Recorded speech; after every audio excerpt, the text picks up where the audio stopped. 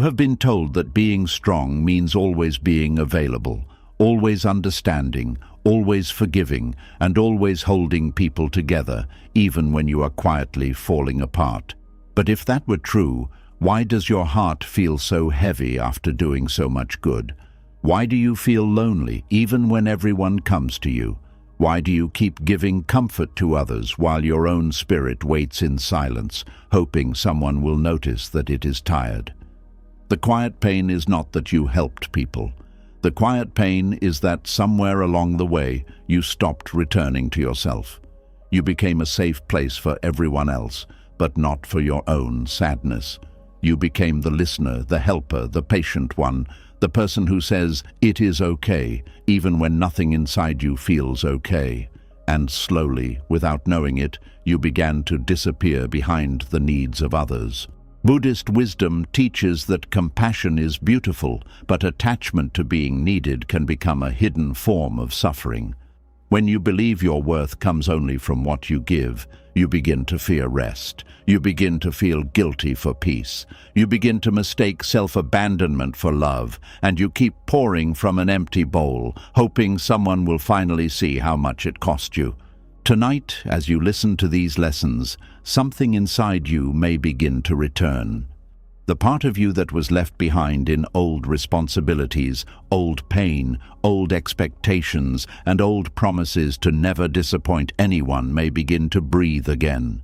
Your mind may grow quieter, your heart may soften, and for the first time in a long time, you may realize that coming back to yourself is not selfish. It is sacred. This is not just a lesson about helping others. This is a gentle awakening for the person who has carried too much for too long and forgot that they also deserve care, peace, and a home within themselves. Are you ready?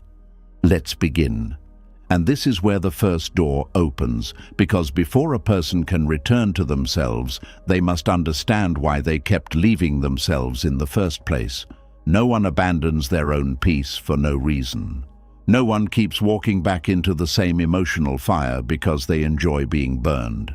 Something deeper is happening beneath the surface, something quiet, old, and painful. The wounded mind does not always run toward what is good. Sometimes it runs toward what it recognizes. There is a kind of pain that becomes so familiar, it starts to feel like home. Not because it is peaceful, not because it is healthy, not because it loves you back, but because your mind knows the shape of it. It knows the silence after being ignored. It knows the tension of waiting for someone to change. It knows how to shrink, how to please, how to overthink, how to forgive too quickly, how to blame itself when love feels cold. And because it knows these things so well, it begins to mistake them for safety. This is one of the quietest wounds a person can carry. You can be surrounded by people, busy helping everyone, saying yes, smiling, answering calls, solving problems, being the strong one, and still be trapped inside a pattern that keeps pulling you away from yourself. You may think you are choosing love, loyalty, patience, or kindness, but sometimes what you are really choosing is the pain your nervous system already understands. And Buddhist wisdom asks us to pause here, not with shame, but with awareness. Because until you see the pattern clearly, you will keep calling it your personality, your duty, or your heart. A wounded mind does not always trust peace when peace arrives. Peace can feel strange to someone who has spent years living inside emotional noise. If you grew up needing to read people's moods, explain yourself too much, earn affection, or stay quiet to keep things from falling apart, calmness may not feel natural at first. It may even feel dangerous. When nobody is upset, you may start looking for what is wrong. When someone treats you gently, you may wonder when the softness will end. When life becomes quiet, your thoughts may begin to search for a problem, because your mind has been trained to believe that silence is only the moment before something hurts. This is why familiar pain can feel safer than unknown freedom.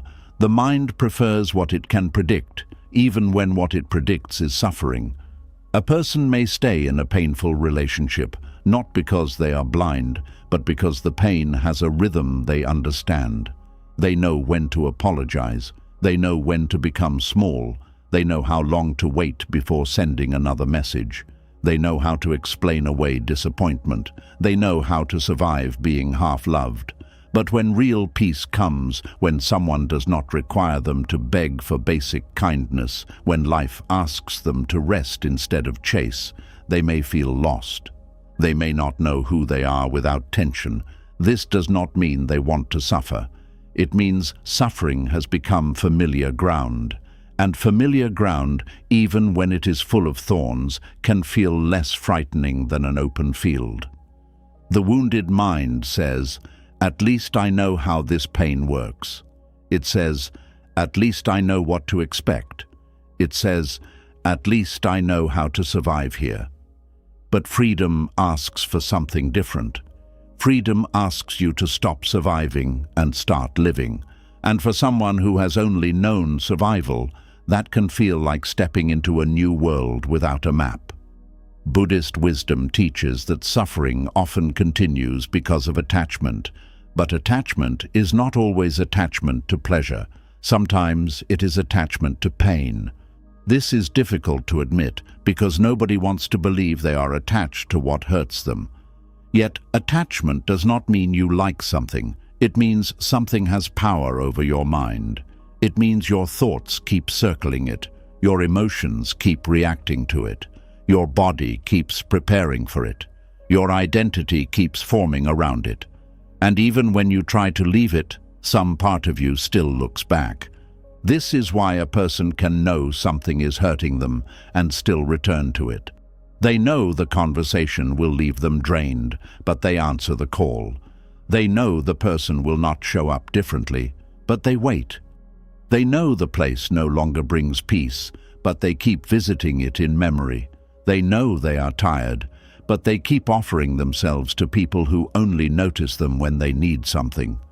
From the outside, it may look simple. People may say, "Just stop going back." But the inner world is not so simple. The wounded mind is not just making choices. It is repeating training. Pain trains the mind through repetition. The first time you are ignored, it hurts. The second time, it confuses you. The third time, you begin to study it. By the 10th time, you may start believing this is just how love feels. By the 100th time, you may not even call it pain anymore. You may call it normal. You may say, that is just how people are.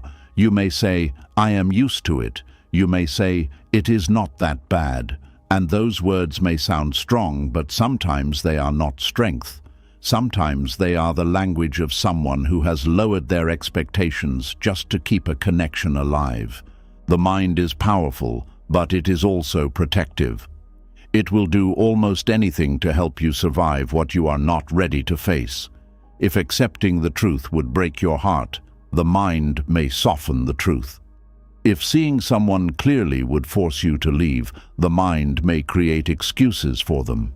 If admitting you are exhausted would require you to stop being available to everyone, the mind may tell you that you are fine. This is not foolishness. This is protection. But sometimes the same protection that helped you survive becomes the wall that keeps you trapped. A wounded mind often chooses familiar pain because unfamiliar peace requires a new identity. If you have always been the giver, who are you when you stop overgiving? If you have always been the one who understands everyone, who are you when you finally say, I cannot carry this? If you have always been the person who stays, who are you when you walk away calmly? If your worth has been built around being needed, then peace may feel like emptiness at first, not because peace is empty, but because you have not yet learned how to live without proving your value through struggle. This is where many people misunderstand healing. They think healing will feel like relief from the first moment. Sometimes it does, but often healing feels uncomfortable before it feels peaceful. It feels like guilt when you choose yourself. It feels like fear when you stop chasing. It feels like loneliness when you no longer return to people who only knew how to use your kindness. It feels like silence after years of noise. It feels like standing in a room where nothing is burning, yet your body is still looking for smoke. This is not failure. This is withdrawal from old suffering. The body and mind are learning that they do not have to live on alert anymore.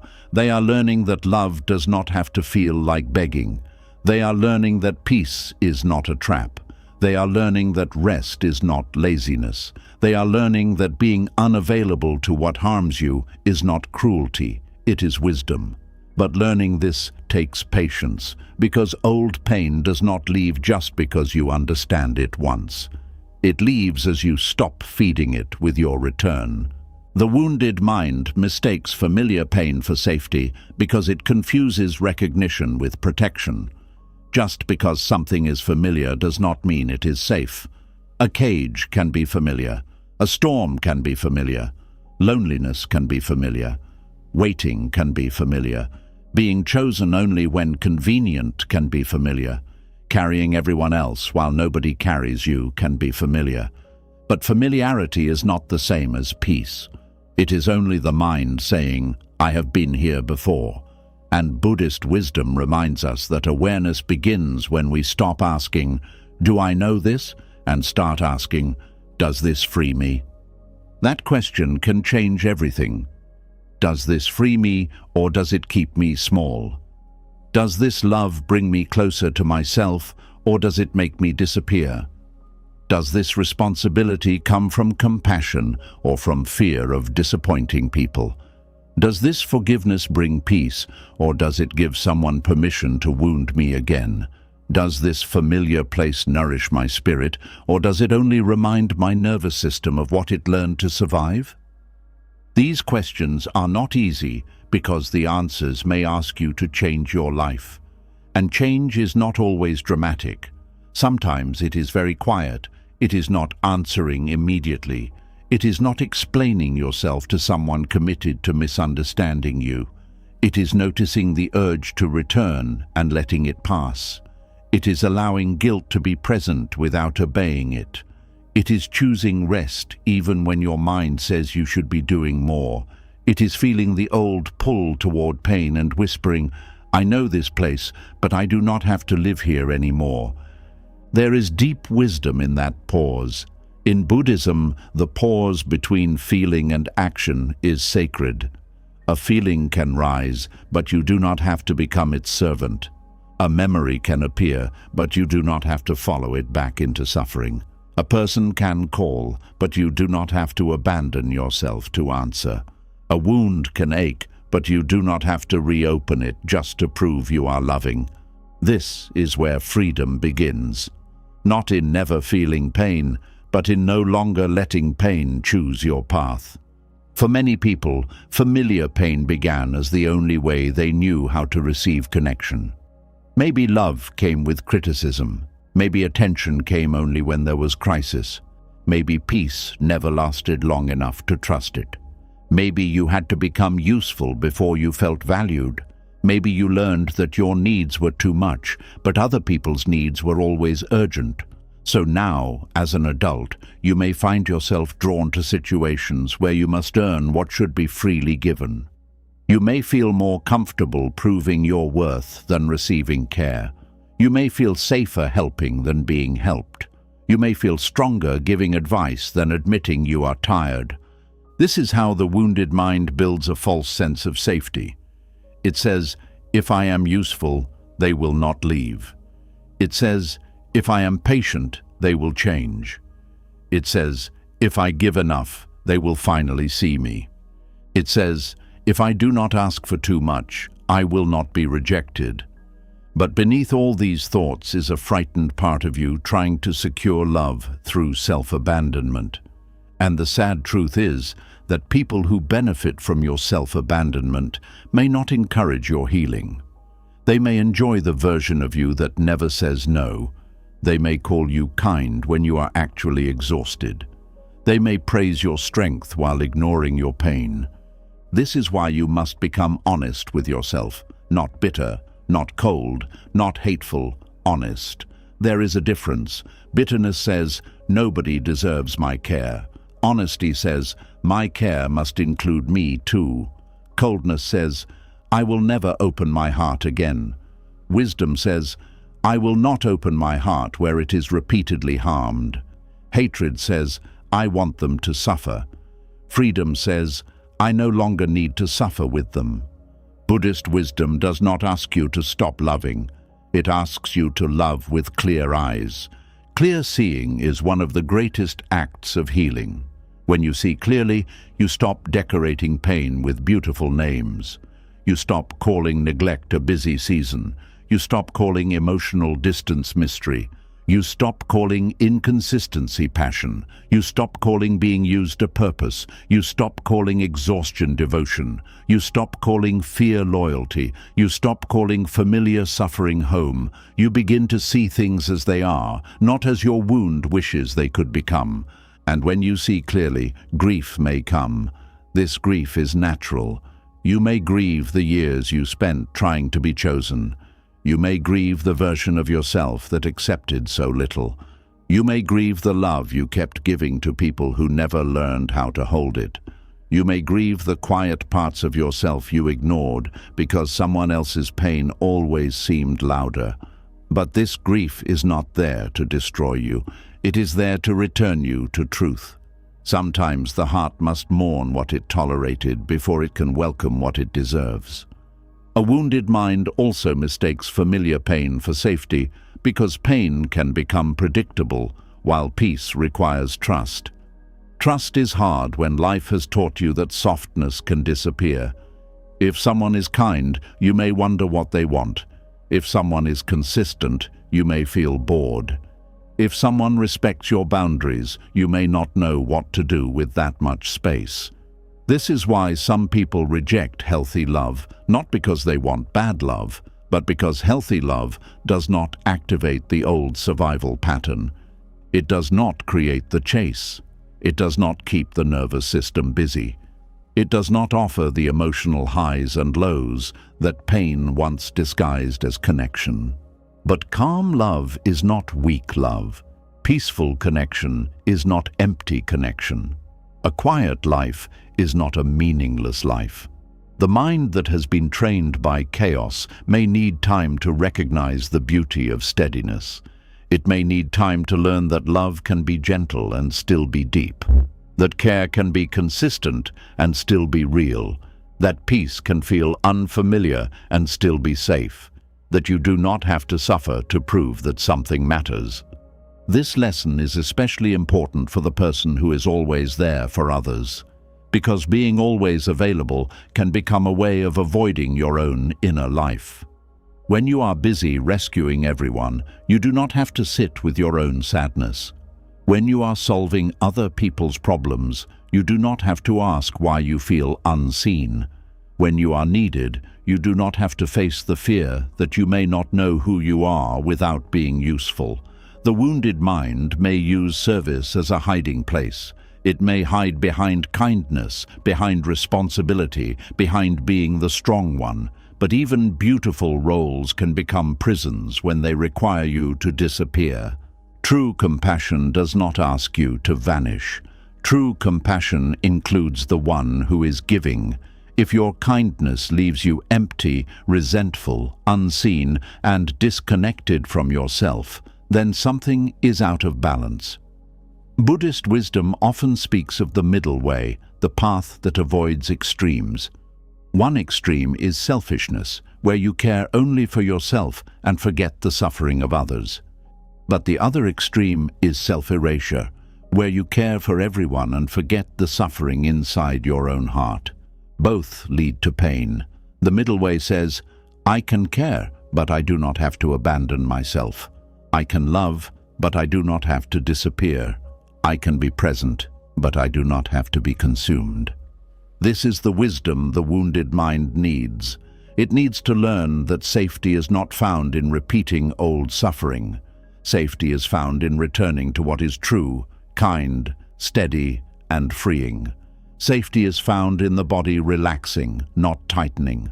Safety is found in a love that does not require constant self-betrayal. Safety is found in friendships where you are not only useful, but known. Safety is found in silence that restores you, not silence that punishes you. Safety is found in saying no and still respecting yourself. Safety is found in coming home to your own breath after years of living outside yourself. But this return does not happen all at once. You may still feel drawn to old pain. You may still miss people who hurt you. You may still feel guilty when you choose peace. You may still confuse distance with cruelty. You may still want to explain yourself to those who never listened. This does not mean you are not healing. It means you are human. Healing is not the absence of old feelings. Healing is the ability to feel them without letting them lead you back into the same suffering. There is a quiet strength in saying, "This feels familiar, but it is not good for me." There is wisdom in saying, "My body knows this chaos, but my spirit deserves peace." There is freedom in saying, "I can miss someone and still not return." There is maturity in saying, "I can understand why I stayed, but I will not use that understanding as a reason to keep staying." This is how the wounded mind begins to become a wise mind, not by attacking itself, but by seeing itself with compassion. You do not heal by hating the part of you that went back. You heal by understanding why it went back. That part was trying to feel safe. That part was trying to be loved. That part was trying to repair an old wound. That part thought if it could finally win love from the same type of pain, then maybe the past would stop hurting. But the past does not heal because a similar person finally chooses you. The past heals when you stop asking pain to give you proof of your worth. This is a deep turning point. Many people are not only attached to a person or a situation, they are attached to the hope that this time the old story will end differently. This time the unavailable person will become present. This time the selfish person will see your sacrifice. This time the family member will understand your heart. This time the friend will show up for you the way you showed up for them. This time the wound will be repaired at the place where it was created. But often the wound deepens because you keep returning to the same empty well, hoping it will become a river.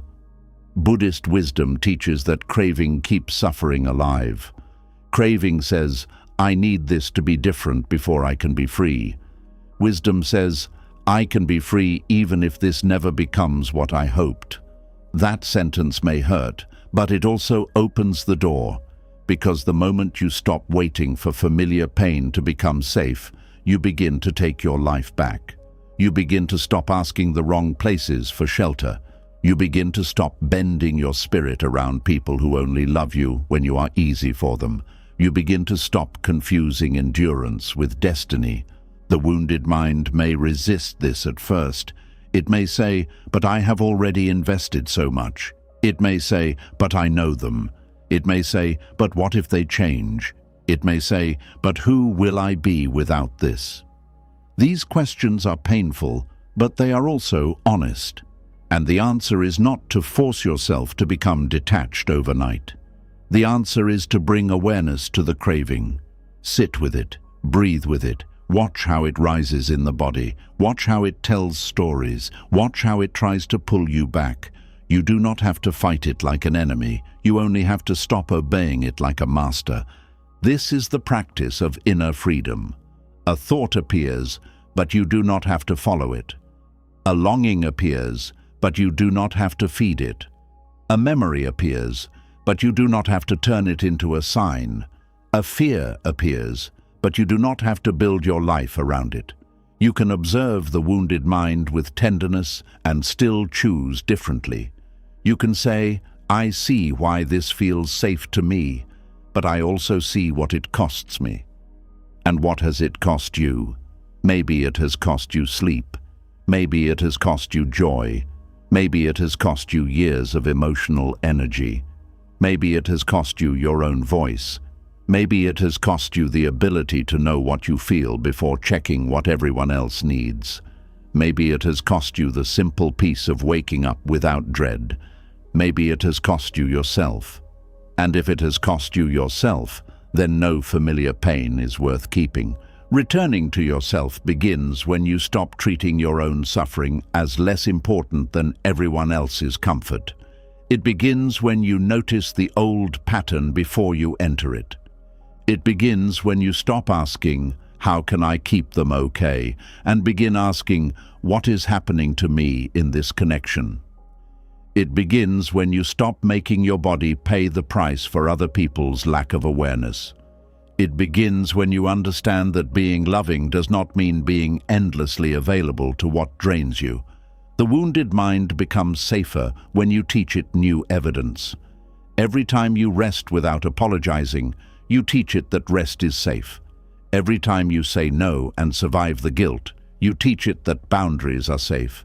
Every time you choose peace over the old emotional storm, you teach it that calm is safe. Every time you do not return to what hurt you, even when you miss it, you teach it that freedom is safe. Healing is not only a decision, it is a repeated experience of choosing differently until the mind begins to trust the new path. At first, the new path may feel lonely. This is because old pain often comes with old roles, old people, and old routines. When you step away, there may be space, and space can feel frightening when you're used to being filled with other people's needs. But space is not emptiness. Space is where your real self begins to speak. Space is where your breath returns. Space is where you hear your own needs without the noise of everyone else's expectations. Space is where you learn that you are not only valuable when someone needs you, you are valuable when you are resting, you are valuable when you are quiet, you are valuable when you are not fixing anything. This is the truth the wounded mind must learn slowly and deeply. You are not safe because the pain is familiar. You are safe when you no longer have to betray yourself to belong. You are safe when your peace does not depend on someone else's mood. You are safe when your kindness includes boundaries. You are safe when your heart can open without losing its center. You are safe when you can be there for others without leaving yourself behind. The quiet pain of always being there for others begins to heal when you stop making familiar suffering your home. You can still be kind, you can still be compassionate, you can still love deeply, but you can do it from a place of awareness, not from an old wound begging to be chosen. You can help others without turning your life into a shelter where everyone is allowed to rest except you. You can give without disappearing, you can care without clinging, you can stay open without staying wounded. And maybe this is where the real return begins, not with a loud goodbye, not with anger, not with proving anything to anyone, but with one quiet moment where you feel the old pull, recognize the old pain, and choose not to call it safety anymore. You breathe, you soften, you remember yourself, and for the first time, the familiar door remains closed while another door opens inside you. And when that familiar door stays closed, the heart does not always celebrate right away. Sometimes it stands there in the silence, unsure of what to do next. It has spent so long walking back into the same places, the same people, the same memories, and the same old ache that even peace can feel unfamiliar. This is where the next truth begins, because the pain you return to is not always loud. Sometimes it waits quietly with a face you recognize. There is a strange kind of comfort in returning to what once destroyed your peace. Not because it healed you, not because it protected you, not because it brought out the best in you, but because it gave your suffering a shape you already understood. You knew how to act there, you knew how to shrink there, you knew how to wait there, you knew how to hope there. And sometimes the wounded heart would rather return to a known sadness than stand alone in an unknown peace. This is the part many people hide from others, and sometimes even from themselves. They know the old place hurt them. They remember the nights they could not sleep. They remember the heaviness in their chest. They remember the way their joy slowly disappeared while they kept pretending they were strong. Yet when life becomes quiet, they still feel drawn back. A message, a memory, a familiar voice, a familiar apology, a familiar pattern, and suddenly the mind begins to soften toward what once broke it. And this is not because you are foolish. It is because pain can become familiar enough to feel like belonging. When something has been repeated for a long time, the mind starts to build a home around it. It places reasons on the walls. It places excuses near the door. It places hope in the corner. It places old memories on the table. Then, even when the house is burning, you may still say, "But I know this place." That is the hidden comfort. It is not comfort because it is safe. It is comfort because it is known. Buddhist wisdom teaches that attachment does not always look like desire for pleasure. Sometimes attachment is the refusal to release what has become part of your inner story. You may not want the pain, but you may still be attached to the meaning you gave it. You may be attached to the hope that one day it will become worth it. You may be attached to the idea that if you keep returning, the ending will finally change. You may be attached to proving that you did not suffer for nothing. This is why returning can feel comforting. It lets you continue the old story.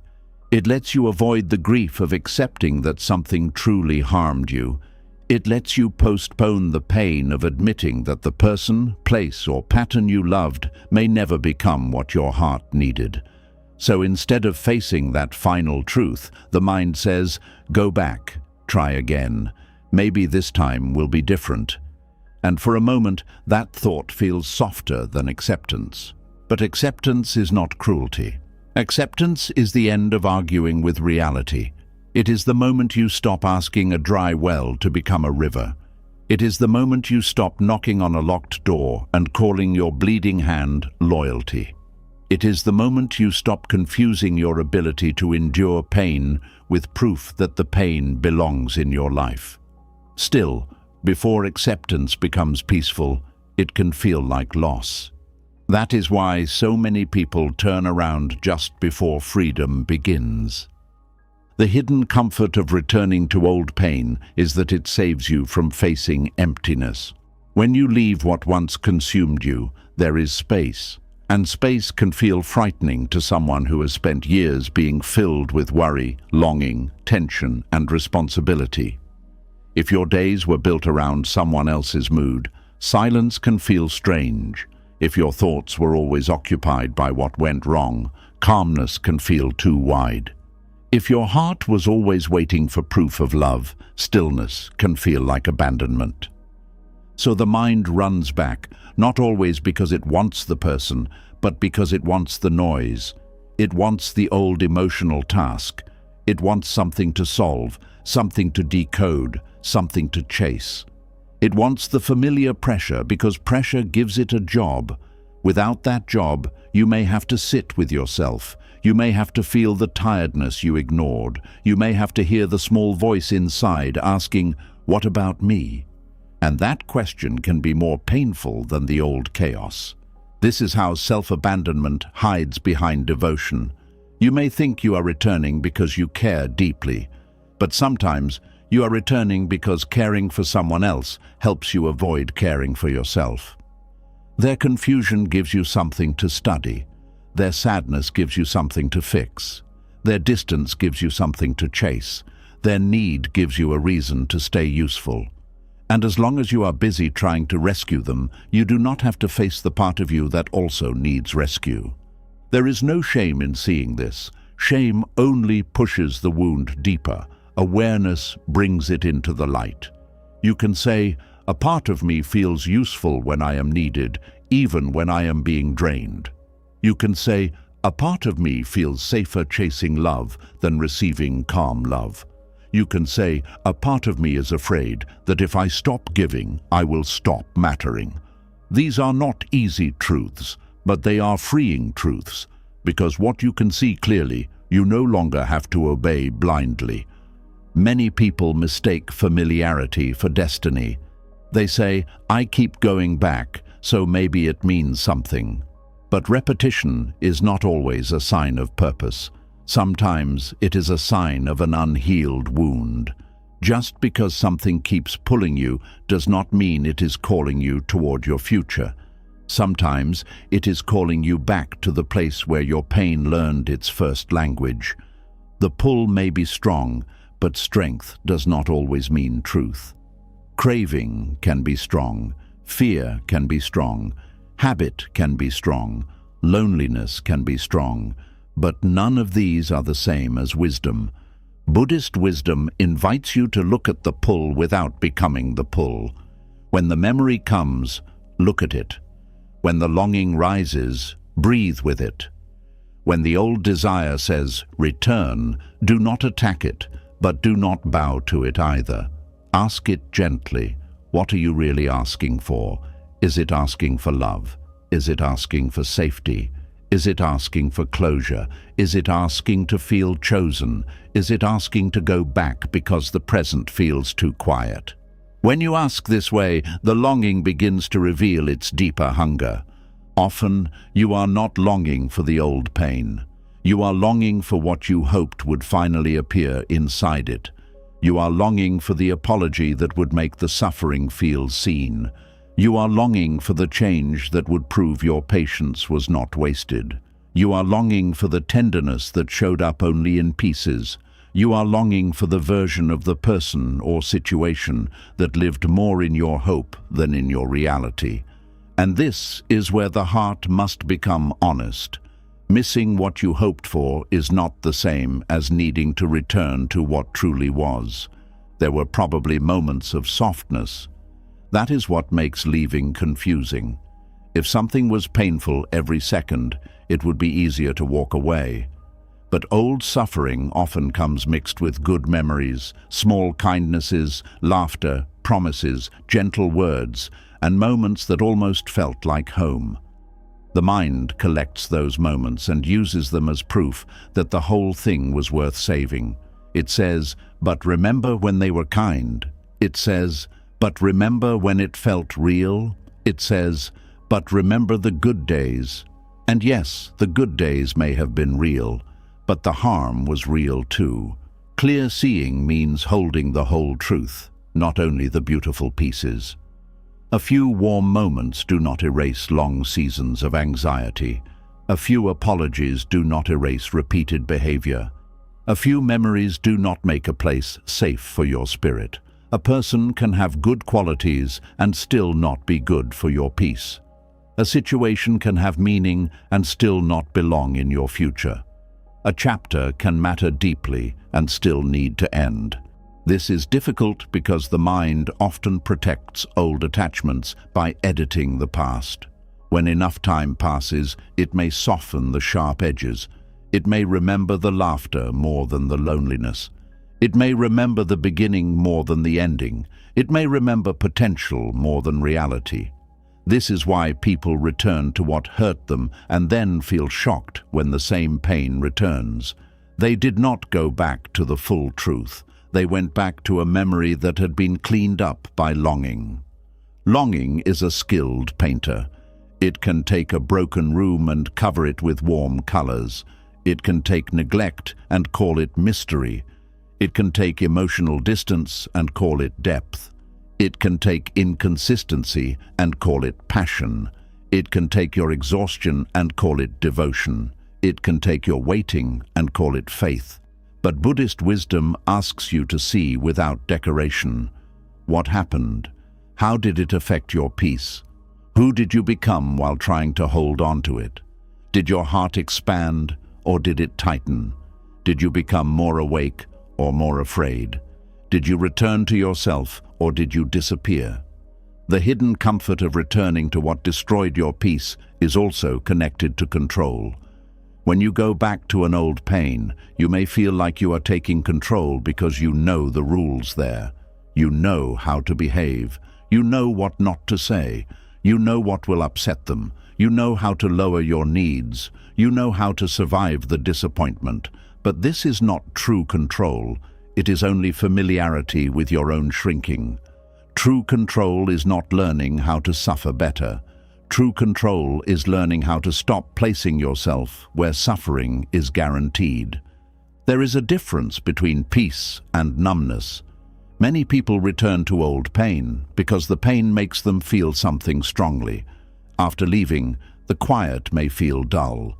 The absence of emotional highs and lows may feel flat, but sometimes what you call dull is actually your body coming out of survival. Sometimes what you call boring is simply the absence of panic. Sometimes what you call emptiness is the space where your own life is trying to grow. Do not rush to fill that space with the same thing that wounded you. Let the quiet teach you a new way to be alive. The heart that has been through emotional storms may confuse intensity with importance. If it hurts deeply, it must matter. If it makes you cry, it must be love. If it keeps you awake, it must be destiny. If it pulls you back again and again, it must be meant for you. But intensity is not always truth. Sometimes intensity is the nervous system reacting to uncertainty. Sometimes it is the old wound trying to complete an unfinished story. Sometimes it is the body mistaking danger for connection because danger once came from the same places where love was supposed to come from. Peace may not feel intense at first. Peace may feel simple. It may feel quiet. It may feel like no longer needing to explain yourself. It may feel like breathing without checking your phone. It may feel like sleeping without replaying conversations.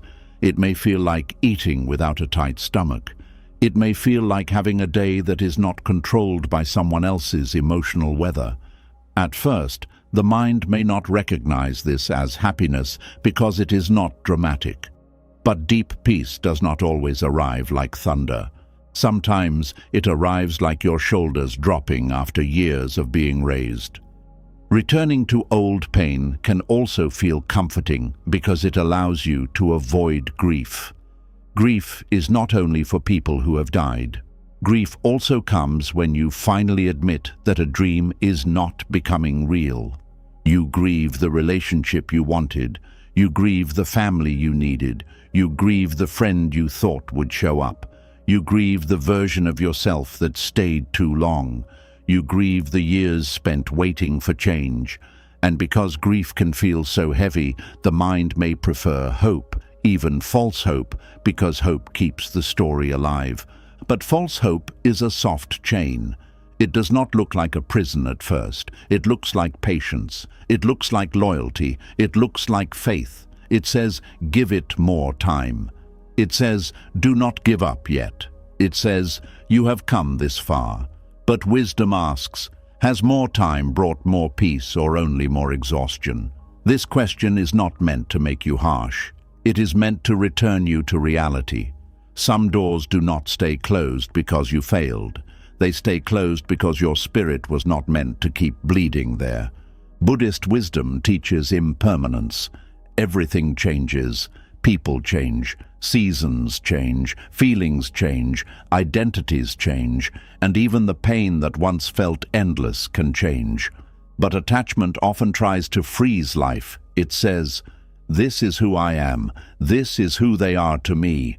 This is where I belong. This is the story I must finish. Yet life may be asking you to release what your mind keeps trying to preserve. Not because it meant nothing, but because it has completed its lesson. A flower does not fail because it falls from the branch. A season does not betray you because it ends. Some endings are not punishments. They are invitations to stop living where your soul can no longer breathe. The hidden comfort of returning is that you do not have to become new. You can keep playing the old part. You can keep being the one who understands. You can keep being the one who waits. You can keep being the one who accepts little and calls it enough. But the cost is high. Every time you return to what destroyed your peace, you teach your heart that its pain is negotiable. You teach your body that its warning signs can be ignored. You teach your spirit that love means leaving itself behind.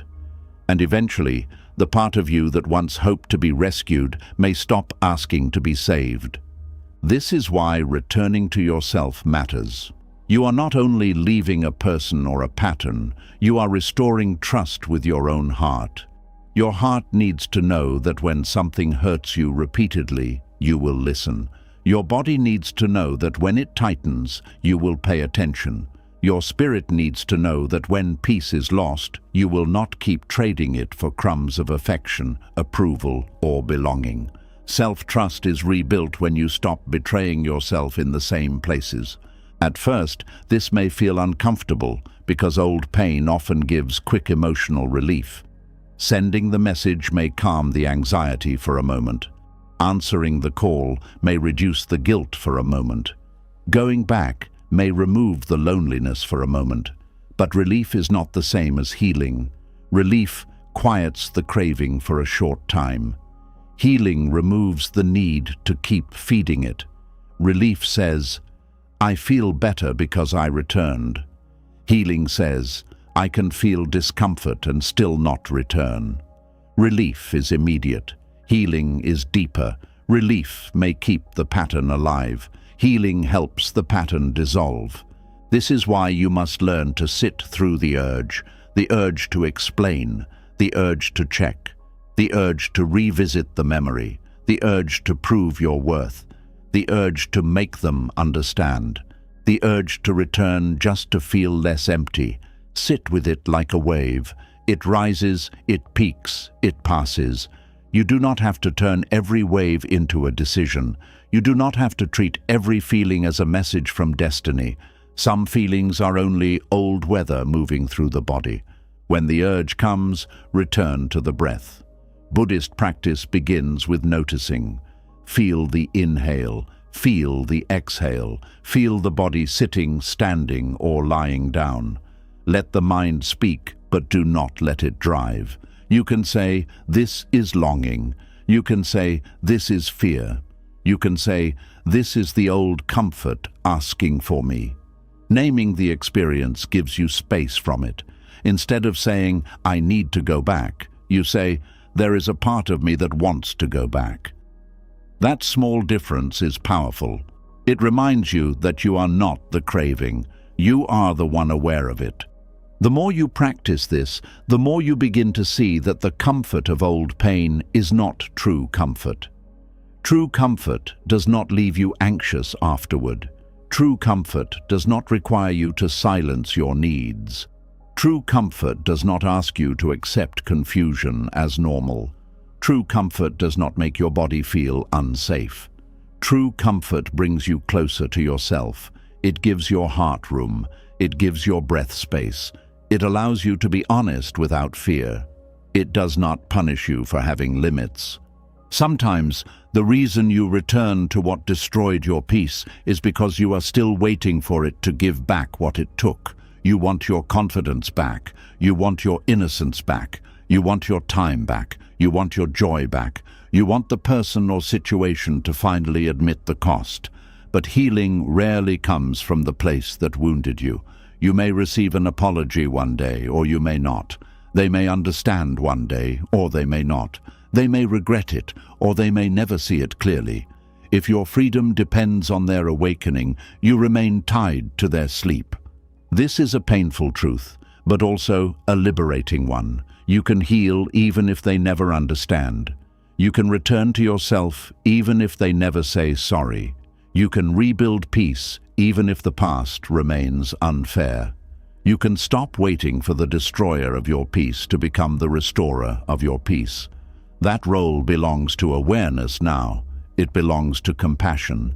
It belongs to the quiet decisions you make when nobody is watching. It belongs to the way you protect your heart without closing it completely. Leaving old pain does not mean you erase the past. It means you stop letting the past choose your direction. The memories may still come.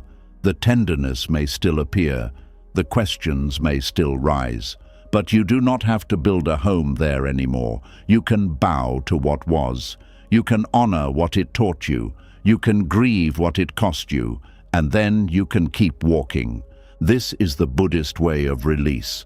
Not hatred, not drama, not revenge, not pretending you feel nothing. Release is when the hand opens because the heart finally understands that holding on has become another form of suffering. Release is when you stop needing the old story to become beautiful before you allow it to end.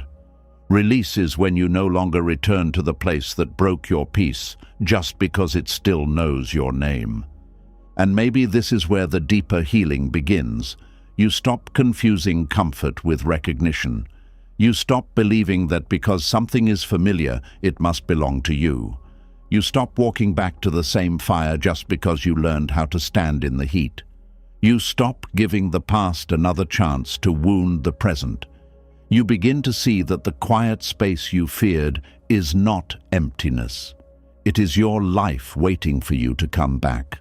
The hidden comfort of returning to what once destroyed your peace loses its power when you finally tell yourself the whole truth.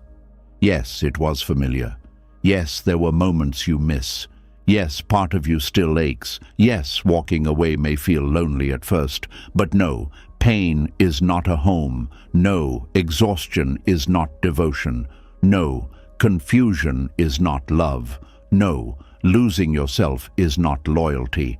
And no, you do not have to keep returning to what broke you just because it once held a piece of your heart.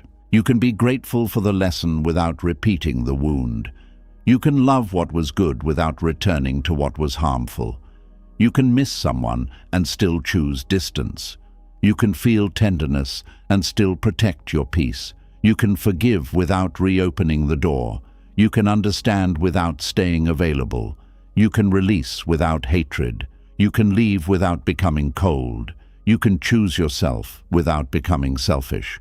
And when that truth settles inside you, peace begins to feel less foreign. The silence becomes less frightening. The space becomes less empty. The old pull may still visit, but it no longer rules. You begin to recognize the difference between a wound calling you back and wisdom calling you forward. You begin to understand that the comfort you were seeking was never truly in the old pain. It was in the part of you that survived it, waiting patiently for you to stop leaving yourself behind. So when the old door calls again, pause before you touch the handle. Notice what part of you wants to enter. Is it your peace or your fear? Is it your wisdom or your loneliness? Is it your healed self or the wounded self still hoping to be chosen? Then breathe, let the answer rise without force.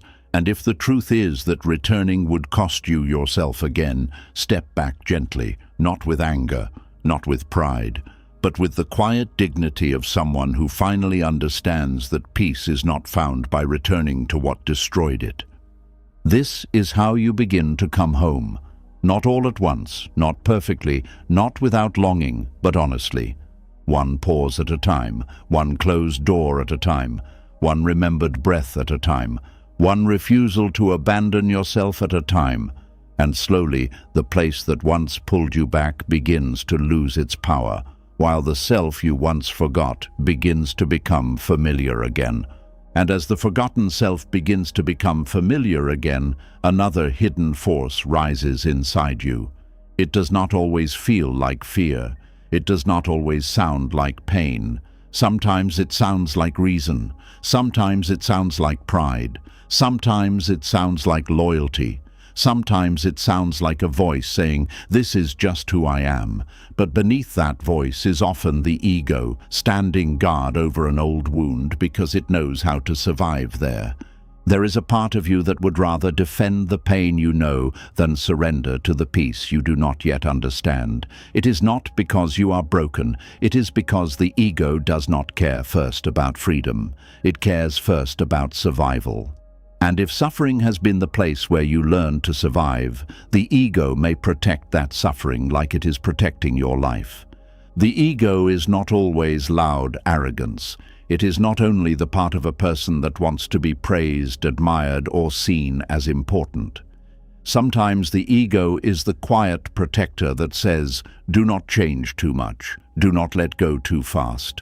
Do not admit how much this hurt. Do not face the truth. because if you face it, you may have to become someone new. The ego can stand in front of an old wound like a guard at a locked gate, not because the wound is sacred, but because the ego built its identity around surviving it. This is why healing can feel like a threat. When you begin to return to yourself, the ego may panic. It may ask, if I stop being the strong one, who am I? If I stop being needed, will anyone stay? If I stop forgiving quickly, will people call me cold? If I stop carrying everything, will my life become empty? If I admit this hurt me, does it mean I was wrong all along? These questions can feel so heavy that the mind may choose the old suffering again, simply because the old suffering does not demand a new self. Old pain can become a place where the ego feels skilled. It knows the rules there. It knows how to explain. It knows how to defend. It knows how to endure. It knows how to turn disappointment into patience. It knows how to turn neglect into understanding. It knows how to turn self-abandonment into goodness. It knows how to turn exhaustion into identity. And because the ego knows how to function there, it may resist any path that asks for peace, honesty, and release. This is why a person can say, "I want to heal," but still defend the very pattern that keeps them hurting. They may defend the person who drains them. They may defend the family that ignores their pain. They may defend the friend who only appears when they need something. They may defend the habit of overgiving. They may defend the role of being the one who never complains. And if someone gently points out the cost, the ego may answer quickly, "You do not understand. I am just caring. I am just loyal. I am just patient. I am just built this way." But Buddhist wisdom invites a deeper question. Are you truly built this way, or were you trained this way? Is this your nature, or is this your wound-wearing familiar clothing? Is this compassion, or is this fear of being unwanted? Is this patience, or is this attachment to suffering? Is this love, or is this the ego protecting an old identity because it does not know who you are without it? The ego loves old identities because they give life a shape. Even painful identities can feel powerful. The one who survives everything, the one who forgives everyone, the one who never needs help, the one who can handle what others cannot, the one who stays calm while falling apart inside. These identities may look noble from the outside, but inside they can become heavy prisons. They keep you admired, but not cared for. They keep you useful, but not known. They keep you strong, but not free. This is one of the quiet tragedies of being always there for others. Your ego may begin to take pride in your own neglect. It may say, "Look how much I can carry. Look how much I can tolerate. Look how much I can give without asking for anything."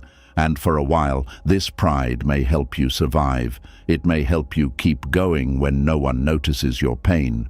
It may help you feel valuable when people only come close to receive from you. But over time, the same pride that helped you endure may stop you from admitting that you are tired. That is how the ego protects suffering. It turns pain into proof of worth. It says, "If I suffered this much, it must mean I am good." It says, "If I stayed this long, it must mean I am loyal." It says, "If I gave this much, it must mean I loved deeply."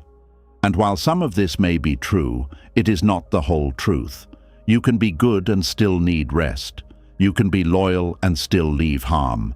You can love deeply and still accept that love without wisdom becomes self-destruction. You can have a kind heart and still stop offering it to places that only know how to take. The ego also protects old suffering because admitting the truth can feel humiliating. It hurts to admit that you stayed too long. It hurts to admit that someone did not value you the way you hoped. It hurts to admit that the person you kept defending was also the person who kept wounding you. It hurts to admit that your silence was not always peace, but fear. It hurts to admit that you called it understanding when you were actually afraid to ask for more. The ego wants to avoid that shame, so it may choose denial over freedom. Denial feels softer in the beginning. It says, "It was not that bad." It says, "Everyone goes through this." It says, "I am being too sensitive." It says, "They had a hard life too."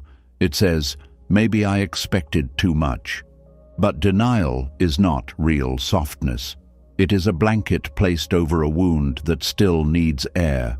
The wound may be hidden, but it does not heal. It waits. It shapes your reactions. It influences your choices. It teaches you to call familiar pain normal. Buddhist wisdom does not shame denial. It understands why the mind hides from truth. The mind hides because truth can feel like a breaking. But in the spiritual path, truth is not meant to destroy you. Truth is meant to remove the false shelter. A false shelter may protect you from rain for one night, but if it is built on poison, you cannot live there forever. There comes a moment when the soul must say, "I am grateful for what helped me survive, but I cannot keep calling it home." The ego does not like this sentence. The ego wants certainty. It wants the old story to remain clear. It wants you to be right about what you chose. It wants your suffering to have a reward. It wants the people you loved to become the people you needed. It wants the time you spent to prove meaningful in the way you expected. But healing often asks you to release the need for the past to justify itself. Some things were lessons, not destinations. Some people were mirrors, not homes. Some seasons were teachers, not life sentences. When the ego protects old suffering, it often uses memory as evidence. It brings up the good moments. It says, "Remember when they cared. Remember when they apologized. Remember when they needed you. Remember when you felt close." And because those memories are real, the heart listens. But the ego may leave out the other memories, the waiting, the shrinking, the confusion, the way you lost sleep, the way you stopped asking for what you needed, the way you felt guilty for having limits, the way peace became something you visited only in small moments before another wave of worry arrived. This is why awareness must be honest enough to hold the complete picture, not only the wound, not only the sweetness, not only the hope, not only the disappointment, the complete picture. When you see the whole truth, the ego has less space to decorate the past. It can no longer use one good moment to erase a pattern. It can no longer use one apology to hide repeated harm. It can no longer use your compassion to silence your wisdom. There is a difference between the soul and the ego. The soul wants truth, even when truth is painful. The ego wants protection, even when protection becomes a cage. The soul says, "Let me see clearly." The ego says, "Let me keep the story that makes me feel safe." The soul says, "I am ready to grow." The ego says, "Growth may cost me my old identity." The soul says, "Peace is possible." The ego says, "Peace is unknown, and unknown things are dangerous." This inner conflict is why healing can feel like a battle inside a quiet room. But Buddhist wisdom teaches that the ego is not an enemy to be hated. Hating the ego only creates another form of inner violence. The ego developed to protect you. It learned from your experiences. It watched when you were disappointed. It learned when love felt uncertain. It learned when speaking up caused conflict. It learned when being useful brought approval. It learned when being quiet kept things calm. It learned what helped you survive, and then it repeated those strategies, even after they stopped serving your peace. So the practice is not to destroy the ego. The practice is to see it with compassion and no longer let it lead blindly. You can say, "I understand why you protected this suffering. You thought it was safer than change. You thought keeping this role would keep me loved. You thought admitting the truth would break me, but I am ready now. I do not need to survive the old way anymore. This kind of inner speech may sound simple, but it begins to loosen the grip of old protection. The ego often believes that letting go means losing. If you leave, the ego says you failed. If you stop trying, the ego says you gave up. If you admit the pain, the ego says you were foolish. If you choose yourself, the ego says you are selfish. But these are old interpretations. Leaving harm is not failure. Stopping the chase is not weakness. Admitting pain is not foolishness. Choosing yourself is not selfishness. Sometimes it is the first wise thing you have done after years of confusing endurance with love. A person who has always been there for others may have an ego built around usefulness. This kind of ego does not say, "I am better than everyone." It says, "I must be needed to be safe." It says, "I must give to be worthy." It says, "I must be easy to love." It says, "I must not burden people with my own needs." This ego looks humble, but it is still ego because it is still built around an identity. It is still trying to control how love arrives. It is still trying to earn belonging through performance. This is why overgiving can be a hidden ego pattern. Not because giving is bad, but because the ego may use giving as a way to avoid the deeper fear of being unseen. If you are always useful, people have a reason to keep you around. If you are always understanding, people are less likely to leave. If you never ask for much, people may not reject you. If you carry everyone, you may feel important. But this is not the peace of true connection. It is the anxiety of trying to secure love through self-sacrifice. Buddhist wisdom teaches that clinging creates suffering. And one of the hardest things to see is that you can cling to the identity of being good. You can cling to being the forgiving one. You can cling to being the helper. You can cling to being the one who never leaves. You can cling so tightly to being seen as kind that you lose contact with what kindness should also give to you. True kindness does not make a home out of your exhaustion. True compassion does not require you to betray the life inside your own chest. The ego may fear that if you stop suffering, you will lose your special place in people's lives. This fear can be subtle. You may wonder, if I stop being available, will they still call? If I stop fixing things, will they still value me? If I stop tolerating everything, will they still love me? These questions reveal the fragile foundation of many relationships. If a relationship only survives when you abandon yourself, it was not resting on love alone. It was resting on your silence, your labor, and your fear of disappointing them. This realization can hurt, but it also gives you back your sight. You begin to notice who respects your peace. You begin to notice who becomes angry when you stop overextending. You begin to notice who misses you as a person and who only misses your service. You begin to notice who can sit with your truth and who only preferred your compliance. The ego may not like these discoveries because they break old illusions, but the soul needs them because clarity is the beginning of freedom. The ego also protects suffering by making healing feel like betrayal.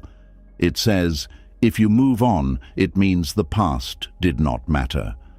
It says, if you stop hurting, it means you did not love deeply. It says, if you become peaceful, it means you have forgotten what happened. But healing is not betrayal. Healing is not forgetting.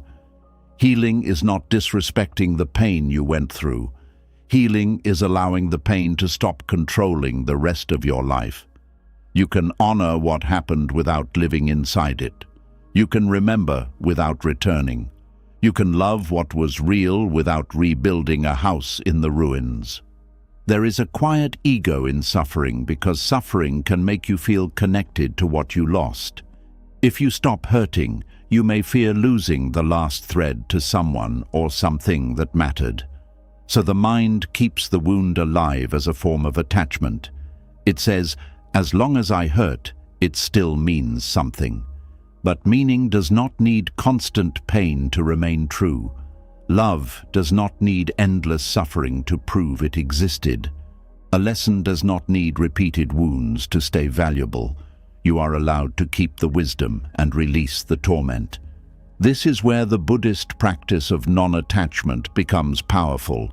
Non-attachment is not coldness. It is not pretending nothing matters. It is not forcing yourself to feel nothing. It is the gentle understanding that everything can be held without being possessed. A memory can be held lightly. A person can be wished well from a distance. A chapter can be respected without being reopened. A wound can be acknowledged without becoming your name. Non-attachment says, "This passed through my life, but it does not own my life." The ego struggles with this because the ego wants ownership. It says, "My pain, my story, my role, my sacrifice, my proof." But the soul knows that nothing is truly owned. Everything is changing. The person you were inside that suffering is not the person you must remain. The life that required you to shrink is not the life you must keep choosing. The wound that once defined your reactions does not have to define your future. Impermanence is not only the truth that good things change, it is also the mercy that painful things can change too. Still, the ego may resist by creating fear around peace. It may say peace will make you vulnerable. It may say boundaries will make you lonely. It may say rest will make you useless. It may say self-respect will make others leave. It may say honesty will create conflict.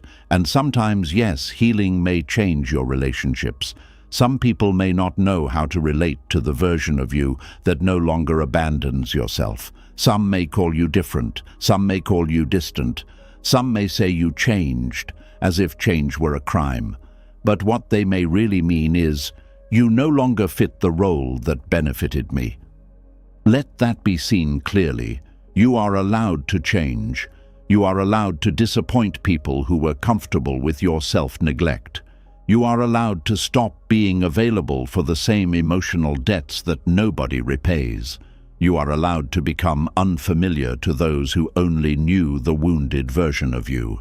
The ego may fear this because it wants approval, but the soul knows that approval bought with self-abandonment is too expensive. The ego protects old suffering by turning healing into a courtroom. It wants to argue, it wants to prove, it wants to win, it wants someone to admit they hurt you, it wants a final explanation, it wants the past to stand up and confess. But sometimes peace does not come from winning the case. Peace comes from leaving the courtroom. It comes from no longer presenting evidence to people who have already chosen not to see. It comes from no longer cross-examining your memories every night. It comes from no longer needing the past to agree before you free yourself. This does not mean your pain was not real. It means your freedom is too important to wait for everyone's understanding. Some people may never admit what they did. Some may remember the story differently. Some may benefit from acting innocent. Some may turn your boundaries into proof that you are the problem. The ego wants to fight this until it is recognized. But Buddhist wisdom asks, is this fight bringing you closer to peace or deeper into attachment? Sometimes the deepest victory is silence with a clear heart. A clear heart does not need revenge. It does not need to destroy. It does not need to explain forever. It simply sees. It sees the pattern. It sees the cost. It sees the old identity. It sees the fear beneath the ego's defense. And then, with patience, it chooses differently. Not once, but again and again. Every time the ego says, go back so we can feel known, wisdom says, stay here so we can become free. Every time the ego says, defend the old story, wisdom says, tell the truth gently. Every time the ego says, this suffering is who we are, wisdom says, this suffering is what we survived. That difference matters. What you survived is not your identity. It is part of your path, not the whole of your being. You are not the rejection. You are not the neglect. You are not the years of overgiving. You are not the silence you endured. You are not the old role that kept you safe.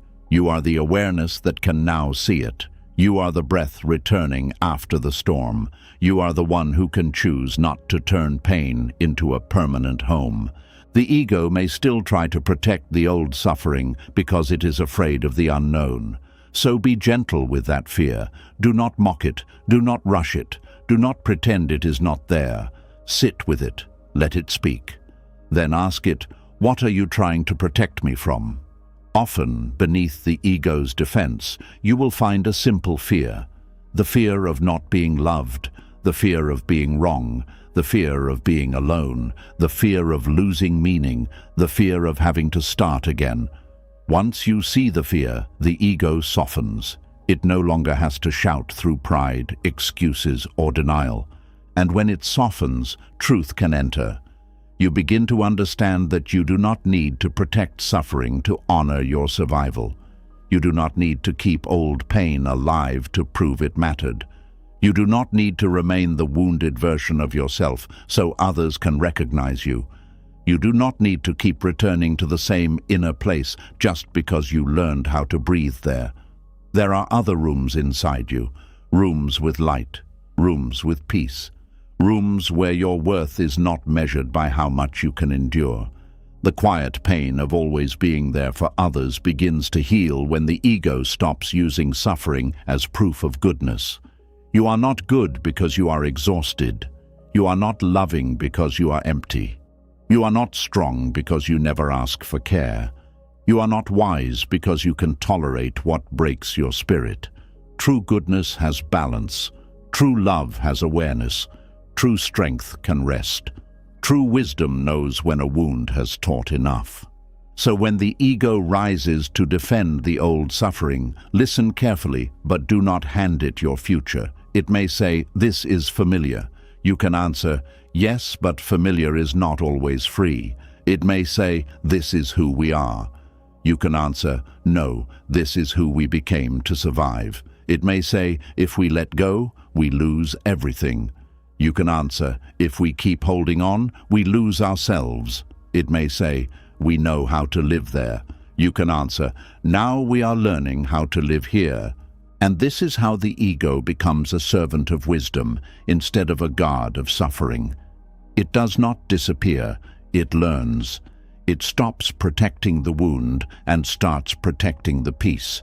It stops defending old patterns and starts respecting new boundaries. It stops confusing survival with identity and begins to understand that the self is wider than pain. Slowly, the inner guard lowers its weapon. The locked gate opens, and what was once protected as a wound can finally be touched by light. This is not the end of healing, but it is a sacred turning. Because once you see how the ego protects old suffering, you can stop mistaking every defense for truth. You can stop believing every excuse your fear creates. You can stop calling self-abandonment love just because the ego is proud of how much it survived. You can bow to the part of you that endured, thank it for bringing you this far, and gently tell it that survival is no longer the only path. Now, something deeper can begin, not just leaving the old pain, not just closing the old door, but releasing the identity that was built around needing that pain to make sense. And when that identity begins to loosen, peace no longer feels like a threat. It starts to feel like a place you are allowed to enter, a place where you do not have to prove your worth through suffering, a place where you can be kind without disappearing. A place where you can remember the past without living there. A place where the ego no longer has to protect the wound, because the soul has finally chosen freedom. And when the ego finally stops guarding the old wound as if it were a sacred home, something deeper begins to rise.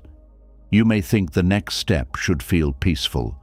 You may think the moment you choose healing, your body will immediately trust it. But often, the first thing healing touches is not calm. It touches the chaos you have learned to call normal. It touches the old noise, the old pressure, the old urgency, the old fear of quiet. And suddenly, the peace you prayed for can feel like a place you do not know how to live in. There is a kind of tiredness that does not come from doing too much, but from being too used to disorder. Your heart may be begging for rest, yet your body may still keep searching for the storm. That is the painful mystery. You want peace, but peace feels strange. You want healing, but healing feels like losing the only version of life you know. When chaos becomes your normal, healing can feel threatening because it asks you to leave the emotional climate you were trained to survive. It asks you to stop living as if danger is always one breath away.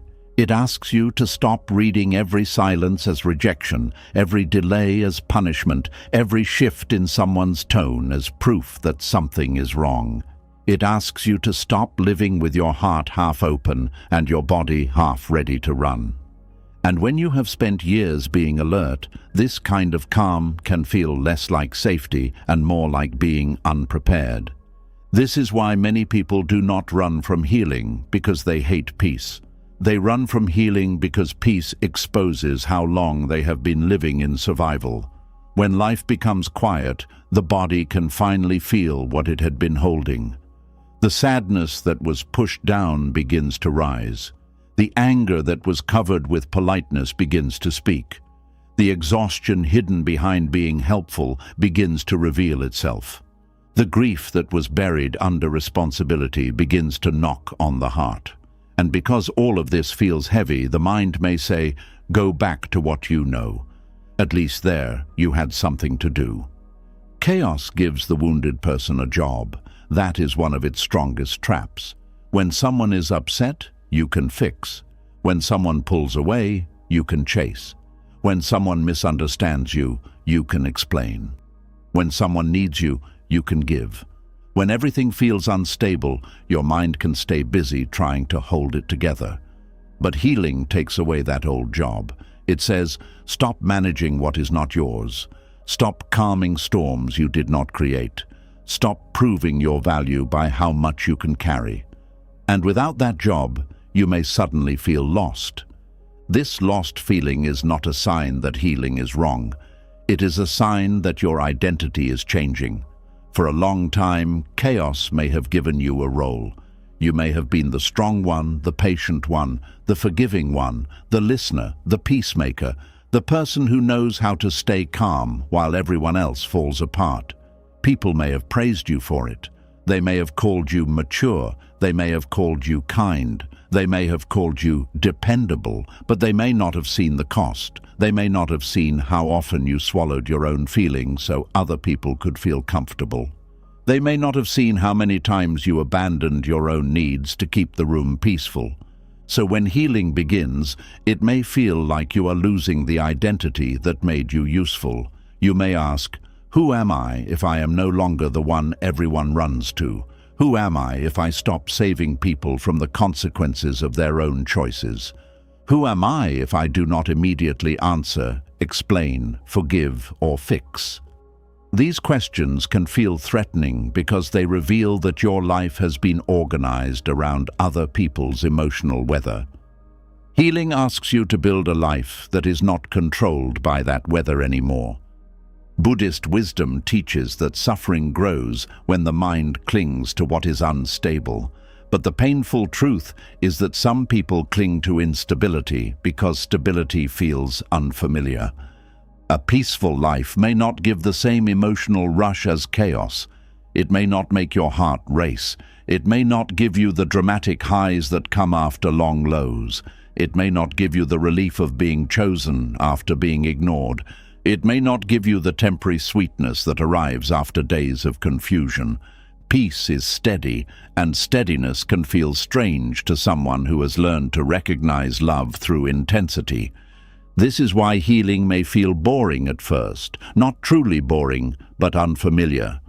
The body is used to tension, so calmness feels flat. The mind is used to solving emotional puzzles, so simplicity feels empty. The heart is used to earning affection, so receiving kindness without struggle feels suspicious. You may even find yourself creating problems in peaceful spaces because peace gives your old wounds nothing to react to. You may overthink a gentle message. You may distrust consistency. You may feel uncomfortable around people who do not need you to shrink. You may mistake healthy quiet for emotional distance because your mind is still searching for the old pattern. But peace is not empty. Peace is spacious. And at first, spaciousness can feel frightening because it leaves room for the self you have ignored. When chaos filled your life, you did not have to ask what you wanted. You were too busy responding to what others needed. You did not have to ask what hurt. You were too busy keeping everything moving. You did not have to ask whether you were loved well. You were too busy trying to love harder. But healing slows the pace. It gives you room to hear the questions you avoided, and that is why it can feel threatening. It does not only remove the chaos outside you, it reveals the emptiness that chaos helped you avoid. This does not mean the emptiness is bad. It means it is honest. It is the space where truth can finally breathe. It is the place where you begin to notice how tired you are. It is the place where you begin to see that always being there for others has not always meant being loved by them. Sometimes it meant being convenient. Sometimes it meant being dependable in a way that allowed others to remain careless. Sometimes it meant people trusted you to carry the weight because they knew you would not complain. Healing threatens this arrangement. It interrupts the silent agreement that everyone else can rest on you while you keep standing. And when you begin to interrupt that agreement, some people may not understand. They may say you have changed. They may ask why you are acting different. They may make you feel guilty for needing space. They may act wounded because you no longer give at the same level. This is another reason healing feels threatening. It can disturb the relationships that were built around your self-abandonment. When you stop overextending, you discover who truly loves you and who only loved your availability. That discovery can be painful, but it is also necessary. The chaos outside you often survives because of the chaos inside you. If your inner world is ruled by guilt, you will keep saying yes when your body says no. If your inner world is ruled by fear, you will keep returning to people who make you anxious. If your inner world is ruled by shame, you will believe your needs are too heavy. If your inner world is ruled by craving, you will keep mistaking small attention for deep love. Healing threatens all of this because it brings awareness where habit used to rule. Awareness is gentle, but it is not weak. It shines light into the places where you used to move automatically. Before awareness, you may answer the call because guilt tells you to. After awareness, you pause and ask, "Do I have the strength for this?" Before awareness, you may rush to fix someone's mood.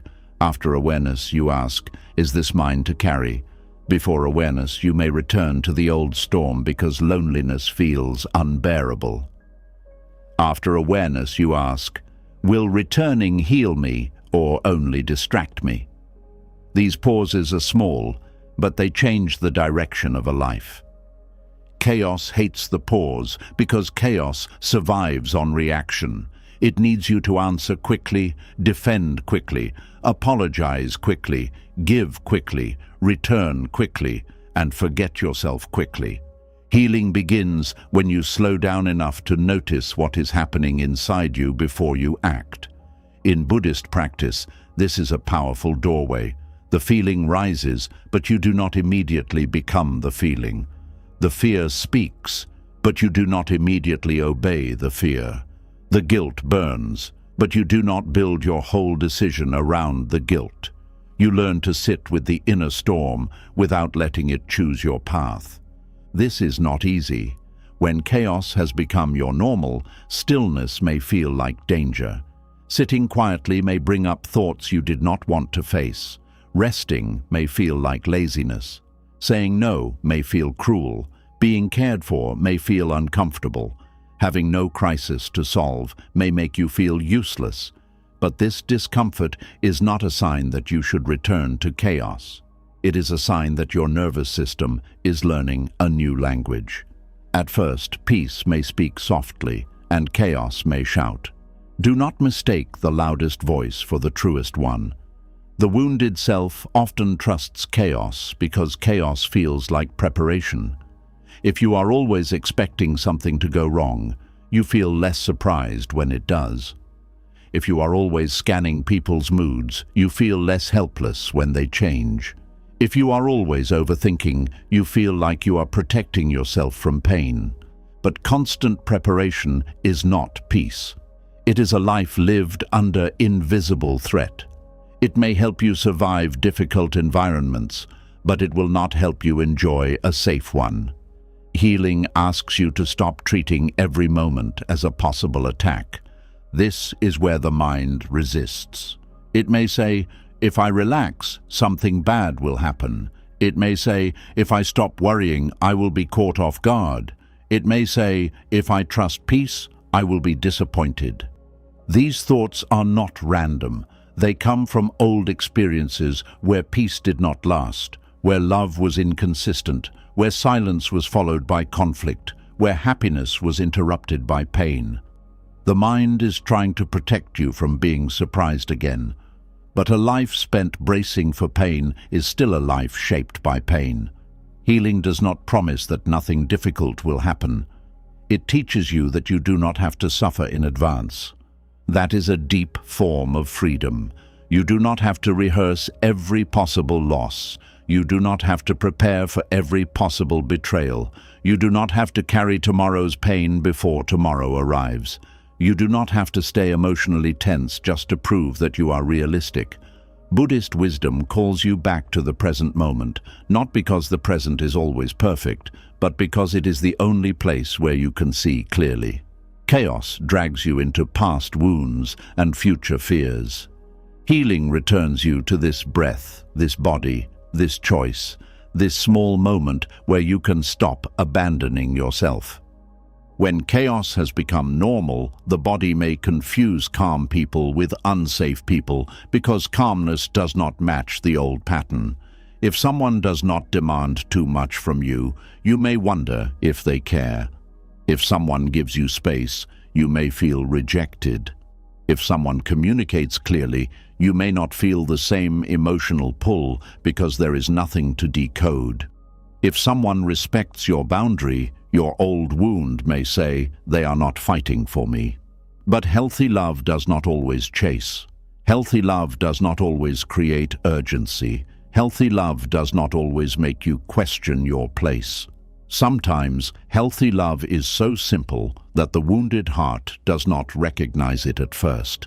This is why healing also requires learning new definitions. Love is not the anxiety of waiting to be chosen.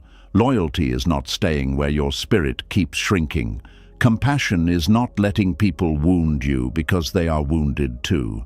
Strength is not pretending you have no needs. Peace is not emptiness. Boundaries are not rejection. Rest is not failure. Distance is not hatred. Silence is not always abandonment. And calmness is not always a warning that something is about to go wrong. The old definitions were created in chaos. Healing gives you new ones, but new definitions only become real when you practice them. You do not learn peace by thinking about peace once. You learn peace by choosing it in small moments. You learn it when you do not explain yourself to someone who only wants to argue. You learn it when you allow a message to remain unanswered until you are calm. You learn it when you leave a room instead of losing yourself in it. You learn it when you tell the truth softly instead of swallowing it. You learn it when you rest without asking permission from guilt. At first, these choices may feel uncomfortable because they break the old rhythm. You may feel selfish. You may feel unkind. You may feel like you are becoming distant. But often, you are not becoming distant. You are becoming present to yourself. You are no longer stretching your soul across every demand. You are no longer making your life a hallway where everyone can pass through while you have nowhere to sit. You are no longer confusing being needed with being loved. This shift may unsettle you, but it is part of healing. Chaos also becomes normal when pain gives you a sense of purpose. If your life has been centered on fixing, saving, managing, and enduring, then peace may feel like a loss of meaning. You may wonder what to do with yourself when no one needs rescuing, but your purpose is not only to be useful in other people's storms. Your life is not meaningful only when you are exhausted. There is purpose in joy. There is purpose in rest. There is purpose in learning your own heart. There is purpose in becoming whole. There is purpose in being present without being consumed. Buddhist wisdom reminds us that right action comes from awareness, not compulsion. Helping others is beautiful when it comes from a clear and steady heart. But when helping comes from fear, guilt, or the need to be needed, it becomes another form of suffering. The action may look kind, but the root is pain. Healing asks you to look at the root. Are you giving because love is flowing freely, or because you are afraid of being rejected? Are you staying because your presence is truly needed, or because leaving would make you feel guilty? Are you forgiving because your heart is at peace, or because you are afraid to hold someone accountable? The root matters. When the root changes, the action changes. You may still help, but not until you are empty. You may still love, but not by betraying yourself. You may still forgive, but not by pretending the wound did not happen. You may still show up, but not for every crisis that others refuse to take responsibility for. This is balanced compassion. It is not cold. It is wise. It understands that you cannot pour clean water from a bowl filled with resentment. It understands that your peace is not a luxury. It is part of your ability to love without becoming lost. Healing feels threatening because it removes the rewards of chaos. Yes, chaos hurts, but it can also bring rewards that are hard to admit. It may bring attention after neglect. It may bring temporary closeness after distance. It may make you feel important because you are needed. It may give you stories to explain your pain. It may give you a reason to avoid your own growth. It may give you someone else to focus on, so you do not have to face your own emptiness. When healing begins, these rewards start to lose their power. And the ego may protest because it enjoyed the familiar bargain, even while the soul was suffering. To heal, you must be willing to lose the small rewards of chaos so you can receive the deeper gifts of peace. You may lose the rush of being needed urgently, but gain the steadiness of being respected. You may lose the drama of chasing, but gain the dignity of being met halfway. You may lose the identity of being the strongest person in the room, but gain the freedom to be human. You may lose relationships that depended on your silence, but gain connection with people who can handle your truth. You may lose the old version of yourself, but gain the self who was waiting beneath the survival. There is a sacred grief in this. Healing does not only bring relief, it also asks you to mourn the life you built around chaos. You may mourn the years you spent mistaking anxiety for care. You may mourn how young you were when you learned to read the room instead of reading your own heart. You may mourn the times you needed comfort but became the comforter instead. You may mourn the version of you who thought love had to be earned through suffering. Let that grief come. Do not turn it into shame. Grief is often the sound of truth returning to the places where denial once lived. And after grief, something softer begins. You begin to notice that peace is not as empty as you feared. You begin to enjoy small moments without waiting for them to be ruined. You begin to trust people who do not make love feel like a test. You begin to breathe before answering. You begin to feel your body relax in places where it once stayed tight. You begin to hear your own needs without immediately calling them selfish. You begin to understand that healing does not remove your kindness. it purifies it. Purified kindness is different from wounded kindness. Wounded kindness says, "I will give so you do not leave."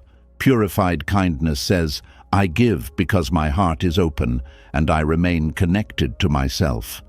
Wounded kindness says, "I will tolerate anything because you are hurting." Purified kindness says, "I can care about your pain without allowing it to become my prison." Wounded kindness says, "I must be useful to be loved." Purified kindness says, "I am worthy even when I am resting." This is the transformation chaos fears. The more you heal, the more chaos loses its authority. It may still visit your mind. It may still try to pull you into old reactions. It may still whisper that peace is unsafe, that rest is selfish, that boundaries are cruel, that you need the old noise to feel alive. But now you have awareness. You can notice the whisper without obeying it.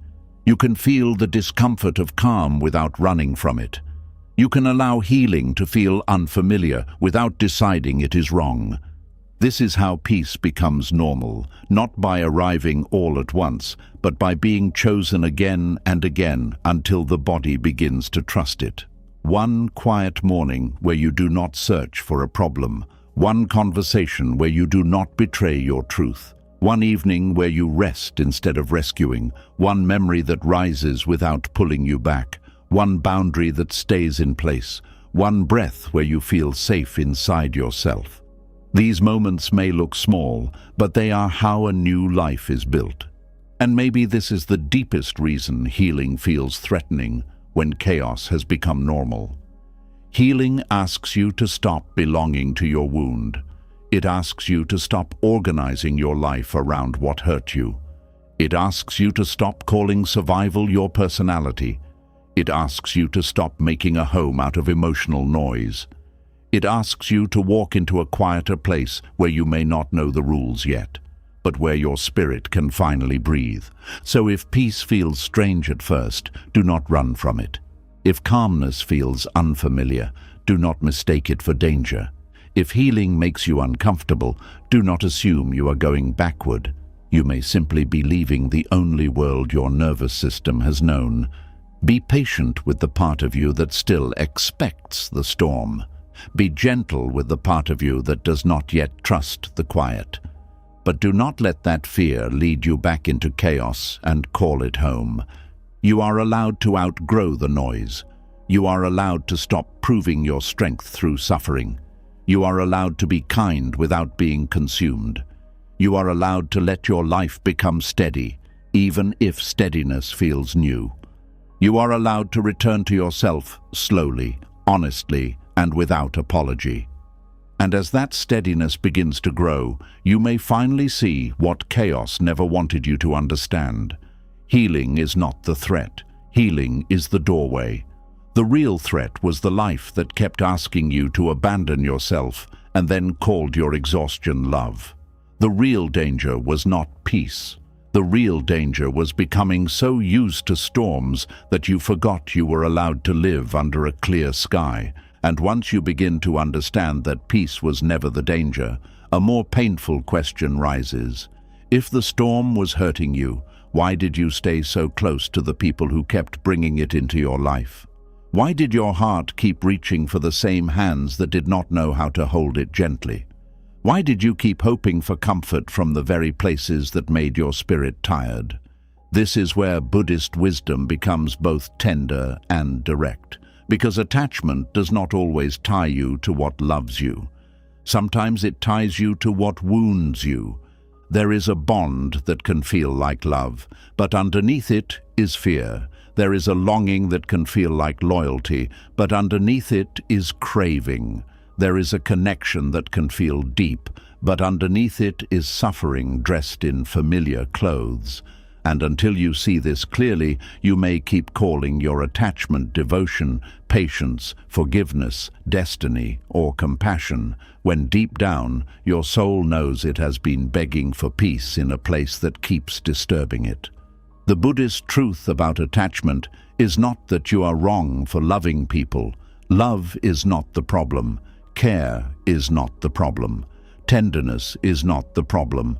The problem begins when love turns into clinging, when care turns into self-abandonment, when tenderness becomes an excuse to keep standing where you are being slowly emptied.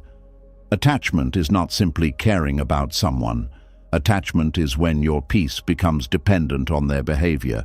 It is when your mind cannot rest unless they respond, approve, change, apologize, choose you, or finally become the person you hoped they would be. This is why attachment to people who hurt you can feel so powerful. It is not just about the person, it is about the need you attach to them. You may have attached your worth to their attention. You may have attached your safety to their mood. You may have attached your hope to their potential. You may have attached your healing to their apology. You may have attached your future peace to their ability to finally understand your pain. So when you try to let go, it does not feel like you are only releasing a person. It feels like you are releasing the dream that they would one day give you back the version of yourself you lost while loving them. That is why the heart resists. It says, if I let go now, what was all that pain for? It says, if I walk away, who will make it right? It says, if they never change, does that mean I was never enough? It says, if I stop trying, does that mean I failed?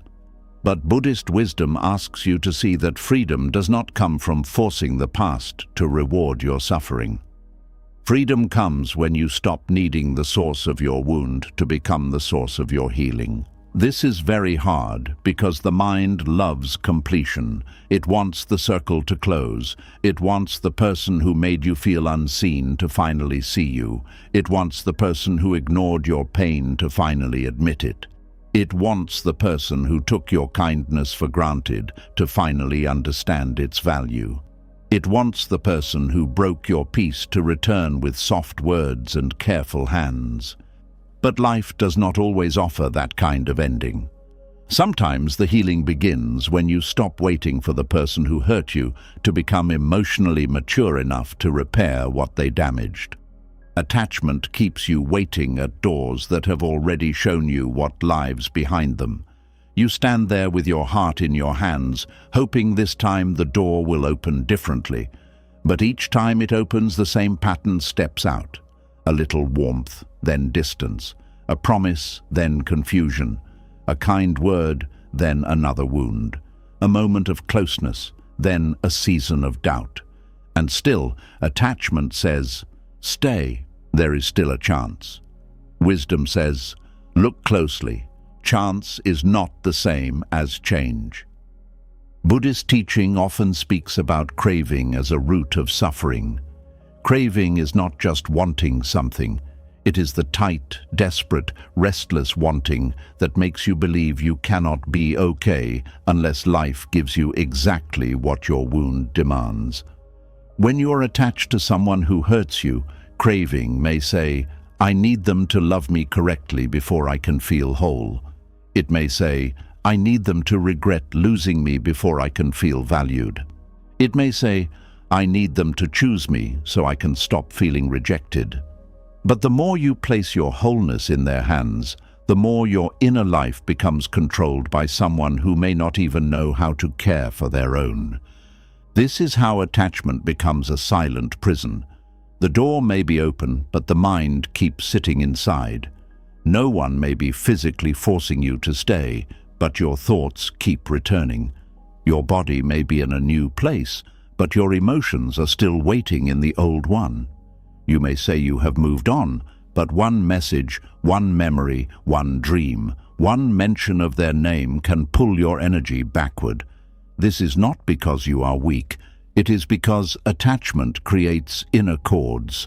Those cords are made of hope, fear, memory, longing, unfinished grief, and the deep desire to be chosen where you once felt abandoned.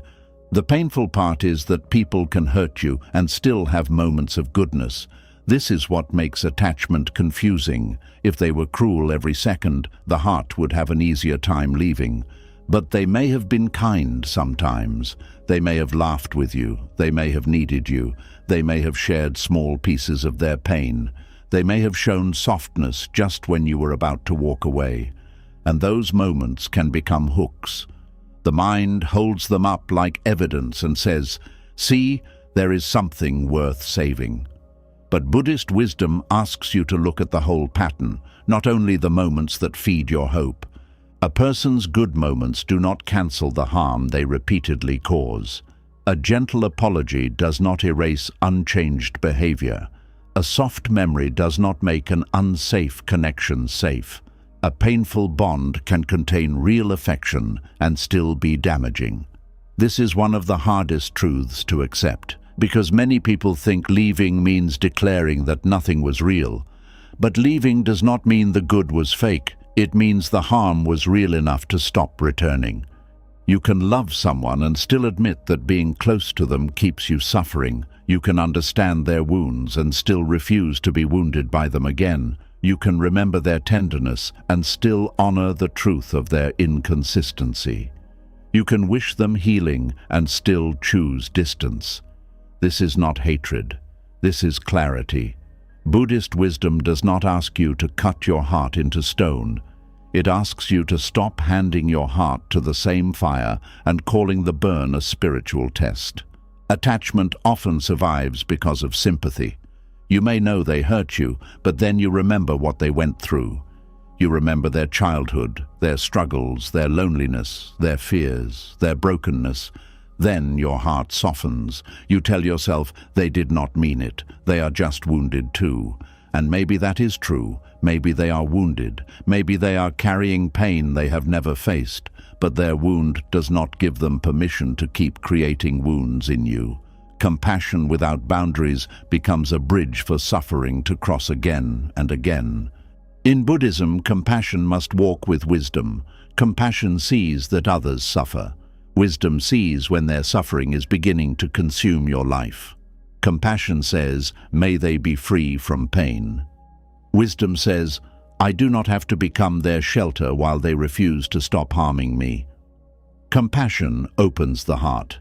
Wisdom protects the heart from becoming a place where harm is excused. Without compassion, you may become bitter. Without wisdom, you may become drained. Together, they help you love without losing yourself. The attachment to people who hurt you often begins with the belief that your love can change them. You think if you are patient enough, they will soften. If you explain enough, they will understand. If you forgive enough, they will become careful. If you give enough, they will finally value you. But love is not a tool for controlling another person's awakening. Love can support growth, but it cannot force it. Love can offer light, but it cannot make someone open their eyes. Love can be present, but it cannot do another person's inner work for them. This is where many kind people lose themselves. They mistake potential for responsibility. They see who someone could become, and they begin living as if that future version is already real. They love the seed, but they ignore the thorn. They love the possibility, but they suffer under the present behavior. They keep saying, they are not always like this, while their body keeps paying the price for how they are most of the time. Potential can inspire patience, but it should not become a reason to abandon reality. The person who is always there for others is especially vulnerable to this kind of attachment, because they have trained themselves to see pain behind behavior. They can look at someone's anger and see fear. They can look at someone's distance and see insecurity. They can look at someone's selfishness and see a wounded child. This sensitivity can be beautiful, but when it is not balanced, it can make you stay too long with people who never take responsibility. You become so focused on why they hurt you that you forget to ask what their hurt is doing to you. Understanding someone does not mean staying available for repeated harm. You can understand a storm and still go inside for shelter. You can understand that fire burns because of its nature and still stop placing your hand in it. You can understand why a person became the way they are and still choose not to build your life around their chaos. Understanding explains behavior. It does not erase impact. Attachment also feeds on identity. If you have spent years being the forgiving one, the helper, the loyal one, the person who never gives up on anybody, then letting go of someone who hurts you may feel like betraying who you are. You may think, I am not the kind of person who leaves. But Buddhist wisdom invites you to ask, who taught me that staying in suffering is the highest form of love? Love is not proven by how long you remain in pain. Sometimes love is proven by how honestly you stop feeding a harmful pattern. Sometimes leaving is the most compassionate act because it stops both people from continuing the same unconscious cycle. When you keep returning to someone who hurts you, you may think you are giving them another chance. But sometimes you are giving the wound another chance to deepen. You are giving the pattern another chance to become stronger. You are giving your nervous system another reason to believe love is unstable. You are giving your heart another lesson in ignoring itself. This is why awareness matters. A chance without change is often just repetition. Forgiveness without boundaries is often just permission.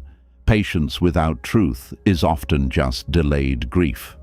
The Buddhist truth is that clinging makes suffering personal. The person hurts you once, but attachment replays it 100 times. The event happens in one moment, but the mind carries it into many nights. They may be absent, but your thoughts keep them present. They may have moved on, but your heart keeps holding court with the memory. You argue with them in your mind. You explain yourself in silence. You wait for them inside your own imagination. This is how attachment keeps pain alive, even when the person is not in the room. To begin freeing yourself, you must stop feeding the inner replay. This does not mean forcing yourself to forget. It means noticing when the mind is chewing on the same pain and gently returning to the present. The mind says, "Why did they do that?" Return to the breath. The mind says, "Maybe I should have said more." Return to the body. The mind says, "What if they finally change?" Return to what is true now. The mind says, "I miss them." Place a hand on your heart and say, "Missing is allowed, but returning is a choice." This practice is simple, but not easy. The mind will wander back many times. That is what minds do. Buddhist practice is not about never wandering. It is about returning to the breath, returning to awareness, returning to the present, returning to yourself. Every time you return, the attachment weakens a little, not because you stopped caring, but because you stopped letting caring become a chain. One reason attachment feels so strong is because it mixes pain with hope. Pure pain might make you leave. Pure hope might make you feel light. But pain mixed with hope creates a powerful trap. The pain tells you something is wrong. The hope tells you it may soon become right. So you stay between the wound and the promise, never fully resting, never fully leaving. One day you feel done. The next day you remember a tender moment. One day you see clearly. The next day you question yourself. This back and forth can exhaust the soul. Buddhist wisdom asks you to observe the truth of impermanence. Feelings change, longing changes, hope changes, fear changes. The urge to return rises and falls. If you do not act on it immediately, you may notice that it softens. This is important because attachment often demands urgent action. It says, "Call now, explain now, return now, fix this now." But wisdom moves slower. It knows that not every urgency is truth. Sometimes urgency is just craving trying to become a decision before awareness arrives. The pause can save your peace. Before you go back, pause. Before you send the message, pause. Before you accept the apology, pause. Before you explain yourself again, pause. Before you let guilt make a decision, pause. Ask yourself, is this coming from clarity or fear? Is this bringing me closer to peace or back into the old pattern? Am I responding to love or to withdrawal? Am I choosing with my whole self or with the wounded part that wants relief? These questions create space between attachment and action. This space is where freedom begins. Freedom does not always mean the attachment disappears in one moment. It means the attachment no longer controls every moment. You may still care, you may still feel tenderness, you may still have memories, but you begin to stand slightly apart from them. You begin to see them as movements inside you, not commands from above you. You begin to understand that the heart can feel many things without making all of them your path. Attachment to people who hurt you also grows when you believe love must be earned. If someone is distant, you try harder. If someone gives little, you give more. If someone is inconsistent, you become more patient. If someone does not choose you clearly, you try to become easier to choose. But the more you try to earn love from someone who is unable or unwilling to offer it well, the more you move away from yourself. You begin to measure your worth by their response. You begin to ask, "What is wrong with me?" instead of asking, "Why am I trying so hard to be loved in a place where love keeps feeling like pain?" This question can change the path. Not, "How do I make them love me?" but, "Why have I accepted a love that makes me feel so far from myself?" Not, "How do I get them to understand?" but, "Why do I keep explaining my pain to someone who keeps repeating it?" Not, "How do I become enough?" but, "When did I begin believing I was not already enough?" Buddhist wisdom turns the light inward, not to blame you, but to free you. Because when you see the craving beneath the attachment, you can begin to care for the wound directly instead of asking another person to stop touching it. The wound may be old. It may not even begin with this person. They may have only awakened a pain that was already there. Maybe they made you feel unseen in the same way you once felt unseen before. Maybe they made you chase affection in a way that felt painfully familiar. Maybe their inconsistency activated a younger part of you that learned love could disappear without warning. This does not excuse their behavior, but it helps you understand why the attachment feels larger than the present situation. Sometimes you are not only trying to win love from one person, you are trying to heal every old moment where love felt uncertain. But old wounds do not heal through new repetition of the same pain. They heal through new experiences of safety, truth, and self-respect. They heal when you stop chasing people who recreate your abandonment. They heal when you stop shrinking around people who recreate your silence. They heal when you stop giving your best energy to people who only value it when it serves them. They heal when you become the person who finally does not leave yourself, even when someone else does. This is the return. Not returning to them, but returning to yourself. Returning to your breath when longing pulls. Returning to your body when anxiety rises. Returning to your truth when hope tries to edit reality. Returning to your dignity when guilt asks you to abandon it. Returning to your peace when the old attachment says, "Just one more time." Every return to yourself becomes a small act of liberation. Liberation does not require hatred. This is important. Some people think they cannot let go unless they become angry enough. Anger may appear, and sometimes it is part of waking up. It can show you where a boundary was crossed. It can give energy to a truth you buried. But you do not have to live in anger to stay free. Buddhist wisdom points toward release without poison.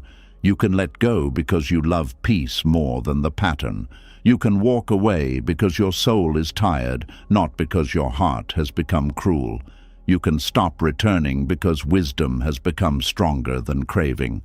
There is dignity in wishing someone well from a distance. It means you no longer need to punish them, save them, convince them, or be chosen by them. It means you have stepped out of the old exchange. You are no longer paying with your peace for small moments of closeness. You are no longer giving your whole heart for partial presence. You are no longer offering endless understanding to someone who uses your understanding as a place to hide from accountability. You are free to care without carrying. You are free to remember without returning. You are free to forgive without reopening your life. Forgiveness is often misunderstood here. Forgiveness does not mean the person gets the same access to you. It does not mean the wound was acceptable. It does not mean your pain should be minimized. Forgiveness, in the Buddhist sense, is more like releasing the hot coal from your own hand. It is choosing not to keep burning yourself through hatred, obsession, or endless inner argument. But after you put the coal down, you do not have to pick it up again just because someone says they are sorry. Forgiveness can open the heart, but wisdom decides the distance. Distance can be an act of love when closeness keeps creating harm. It gives you room to heal. It gives the other person room to face themselves without using your presence as a cushion. It stops the cycle from feeding on your availability. It teaches your body that your peace matters. It teaches your heart that love should not require constant injury. It teaches your mind that attachment is not the same as truth. As you loosen attachment, there may be moments when sadness returns. Let it return. Sadness is not a command to go back. It is a wave moving through a heart that cared. You may cry for what you wanted. You may miss the good parts. You may wonder how something that held tenderness also held so much pain. Let those questions be present without turning them into a path backward. Some answers come slowly. Some answers come as peace grows.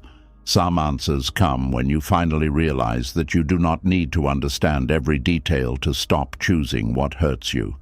The truth is, attachment to people who hurt you begins to weaken when you stop asking them to complete your life.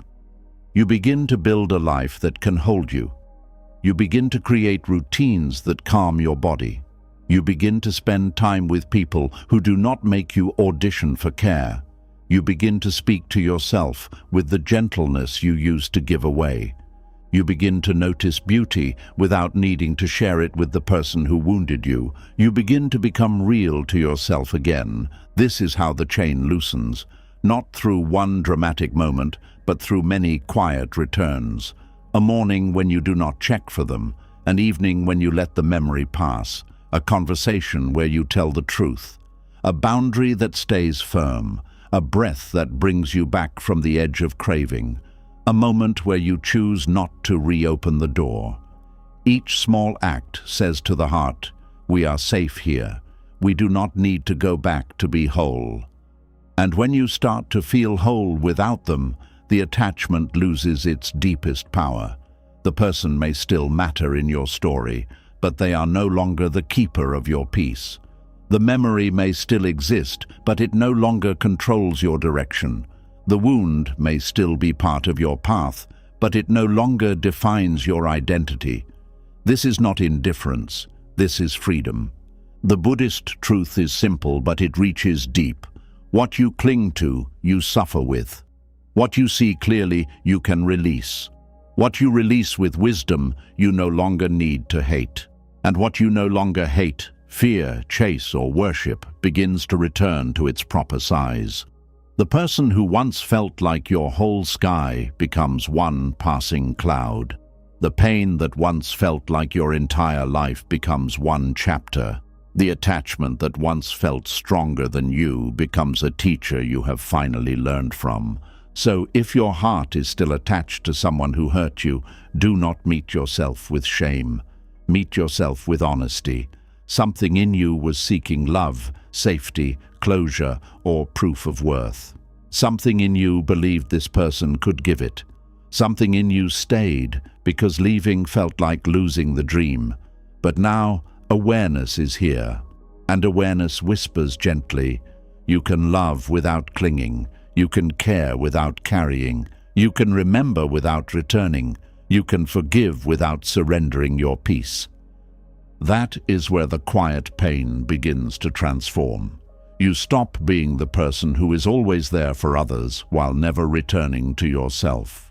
You stop placing your heart in the hands of those who do not know how to hold it. You stop mistaking attachment for love. You stop letting old wounds choose your future. And slowly, with each breath, you come back to the one person you were never meant to abandon, yourself. And when you return to yourself, you begin to notice something painful that was hiding beneath all the years of giving, waiting, forgiving, and enduring. You do not only carry memories of what hurt you, sometimes you begin to carry the shape of it. The pain does not stay as one event. It repeats, settles, and quietly becomes a name you start answering to. There is a quiet danger in pain that keeps repeating. At first, it feels like something that happened to you. Later, it starts to feel like something that belongs to you. And if you are not careful, the wound that once broke your peace can begin to introduce itself as your personality. You may start saying, "This is just how I am." You may say, "I always overthink." You may say, "I am the one who gives too much." You may say, "People always leave me." You may say, "I do not expect much anymore." You may say it with a laugh, with tired eyes, with the kind of smile that hides more than it reveals. But beneath those words, something deeper is happening. Repetition has taken pain and dressed it as identity. It has made suffering feel less like a visitor and more like your reflection. This is how it begins. Something hurts you once and the heart feels shocked. Something hurts you twice, and the mind begins to prepare. Something hurts you again and again, and soon you stop asking, "Why is this happening?" and start believing, "This is what life gives me." The first wound is painful. The repeated wound becomes training, and training, when it continues long enough, becomes the way you see yourself. A child who is ignored may first feel sadness. But if that ignoring continues, the child may grow into an adult who believes their needs are too much.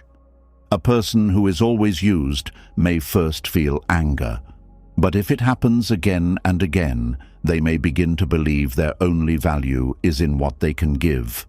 A person who keeps being disappointed may first feel grief. But after enough disappointment, they may call themselves realistic, when what they really mean is, "I have learned not to hope too much." This is the quiet work of repetition. It does not always announce itself. It does not say, "I am turning your pain into identity." It simply shows up again and again until your mind begins to accept it as normal. You stop noticing the weight because you have carried it for too long. You stop questioning the role because everyone around you expects you to play it. You stop asking who you are beneath the pain because survival has kept you too busy to look. Buddhist wisdom teaches that the self is not as fixed as we think. What we call me is often a collection of habits, memories, reactions, fears, and repeated thoughts. This can feel unsettling at first, but it is also freeing, because if the painful identity was built through repetition, then it can also be softened through awareness. You are not trapped forever inside the version of yourself that suffering created. But first, you must see how that version was built. Every repeated experience leaves a mark in the way you respond to life. If you were always the person people came to only when they needed something, you may begin to see yourself as a tool instead of a whole human being. If people praised you most when you were useful, you may begin to feel guilty when you are resting. If your pain was dismissed often, you may begin to dismiss it before anyone else gets the chance. If love was inconsistent, you may begin to call anxiety connection because your body learned to expect love and fear in the same room. This is not weakness. This is conditioning. The mind learns from what happens often. The body learns from what it has to survive. The heart learns from what it keeps receiving. And if what you keep receiving is confusion, silence, neglect, emotional pressure, or one-sided care, you may start building an identity around managing those things. You become alert. You become careful. You become overly patient. You become afraid to ask for too much. You become skilled at reading others while becoming a stranger to yourself. Then one day someone may ask, "What do you want?" And you may not know. Not because you have no desires, but because repetition trained you to place other people's wants before your own. Someone may ask, "How do you feel?" And you may pause, because you are more used to monitoring other people's emotions than listening to your own. Someone may offer you care, and you may feel uncomfortable because you have repeated the role of giver for so long that receiving feels almost unnatural. This is how pain becomes identity. It shapes not only what you fear, but also what you allow. The person who has always been there for others may slowly become attached to being needed. At first, they help because they care. Then they help because people expect it. Then they help because guilt appears when they do not.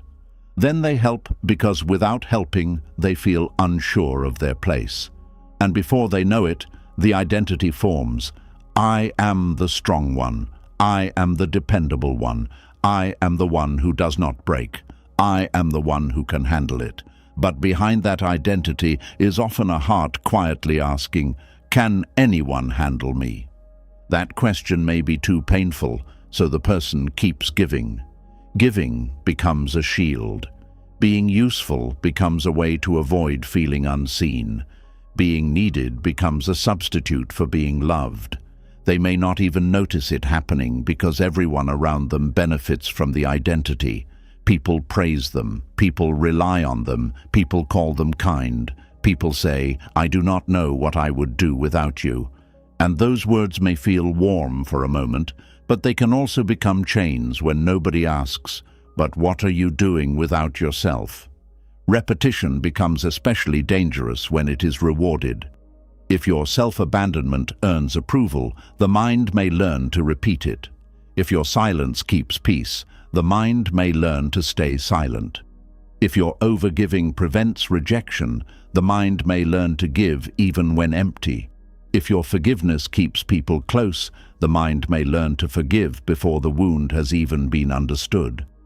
Over time, you may stop seeing these as survival strategies and begin seeing them as your nature. But your nature is deeper than your coping. Your true self is not the anxious habit of checking whether everyone is okay. Your true self is not the reflex to apologize when you have done nothing wrong. Your true self is not the need to earn rest. Your true self is not the fear that love will disappear if you stop overperforming. These are learned movements. They may feel familiar because they have been repeated, but familiar does not mean true.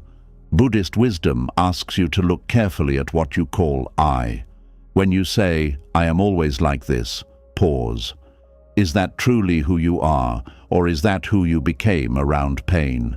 When you say, "I cannot say no," pause. Is that your identity, or is that fear wearing your voice? When you say, "I do not need much," pause.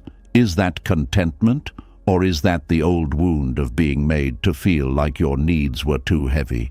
When you say, "I am used to it," pause. Being used to suffering is not the same as being at peace with it. This kind of inquiry is gentle, but it can shake the whole structure of your life. Because once you see that your identity was built from repeated pain, you can no longer blame everything on personality. You begin to realize that some of what you called maturity was exhaustion. Some of what you called patience was fear. Some of what you called loyalty was attachment. Some of what you called strength was the inability to ask for help. Some of what you called compassion was the habit of making everyone's pain more important than your own. This does not mean you should hate the version of yourself that survived that way. That version protected you. That version helped you continue when you did not know another path. That version learned how to keep relationships, avoid conflict, soften danger, and make meaning out of pain. But a survival identity should not become a life sentence. You can thank the old self for helping you survive and still refuse to let it control the rest of your journey. Pain becomes identity when the story repeats in the mind. The event may have ended, but the mind keeps speaking its language. Someone once made you feel unworthy, and now your inner voice repeats it. Someone once ignored your needs, and now you ignore them before anyone else can. Someone once made love feel uncertain, and now you expect uncertainty even in safe places. Someone once made you feel like too much, and now you keep yourself small to avoid being rejected. The outer wound becomes an inner habit. This is why healing is not only about leaving people or places. It is also about changing the conversation inside you. You may leave the person who made you feel unimportant, but if you keep treating yourself as unimportant, the pattern continues. You may walk away from those who used your kindness, but if you keep using your own body until it is exhausted, the wound continues. You may stop answering the old calls, but if guilt still controls your peace, the identity remains alive inside you. True healing asks you to stop repeating the wound internally.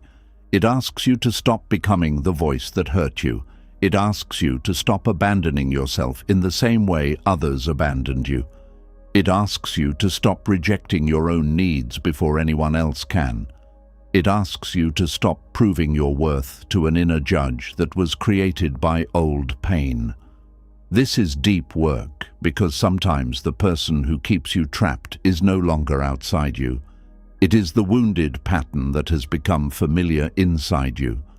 Repetition also turns pain into identity through language. Be careful with the words you use after suffering. Words can become cages when repeated often enough. I am broken. I am unlucky. I always choose wrong. I am too emotional. I am hard to love. I will never change. These words may feel honest in a painful moment, but if you repeat them long enough, they begin to feel like truth. The mind listens to what you say about yourself. The body responds to it. The heart starts living under it. Buddhist wisdom teaches mindful speech, and this includes the speech you direct inward. You do not have to lie to yourself and pretend everything is easy, but you can speak in a way that leaves room for healing. Instead of saying, I am broken, you can say, I am healing from what hurt me. Instead of saying, I always ruin things, you can say, I am learning to choose with more awareness. Instead of saying, I am too much, you can say, my needs are real and I am learning how to honor them. Instead of saying, this is who I am, you can say, this is a pattern I am beginning to see. That small change matters. It moves pain out of identity and into awareness. Identity says, this is me. Awareness says, this is something happening in me. Identity feels fixed. Awareness creates space. Identity keeps you trapped in the old name. Awareness reminds you that what is seen can be softened.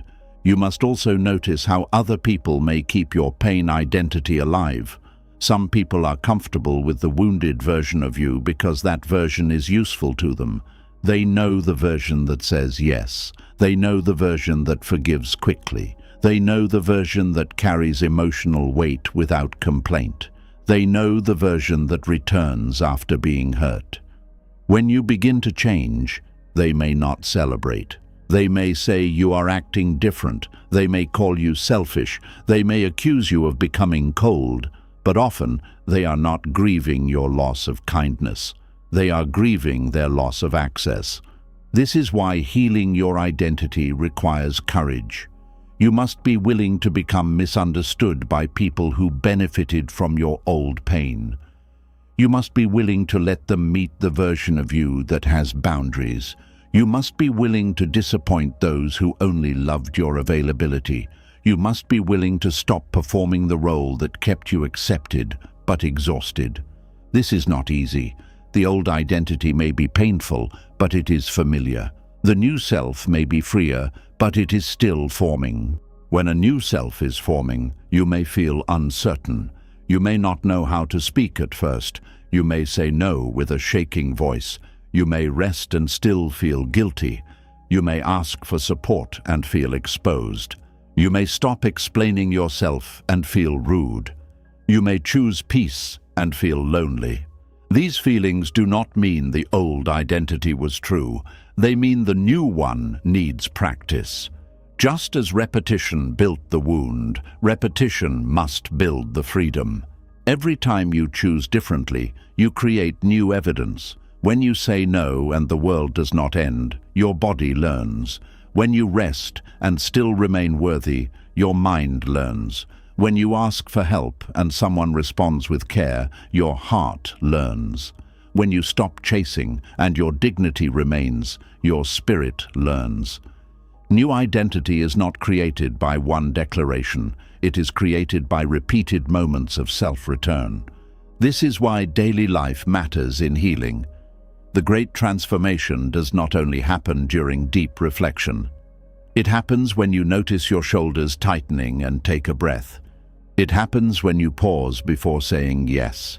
It happens when you eat, sleep, and care for your body as if it belongs to someone worthy of tenderness. It happens when you stop turning every mistake into proof that you are failing.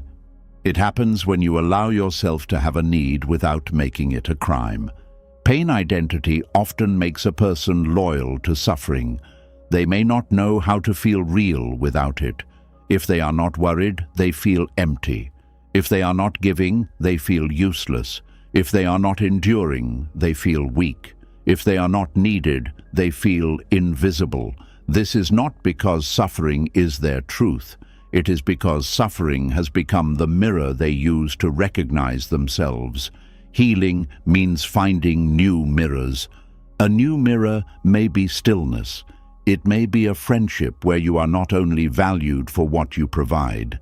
It may be a quiet morning where you feel no urgency to prove yourself.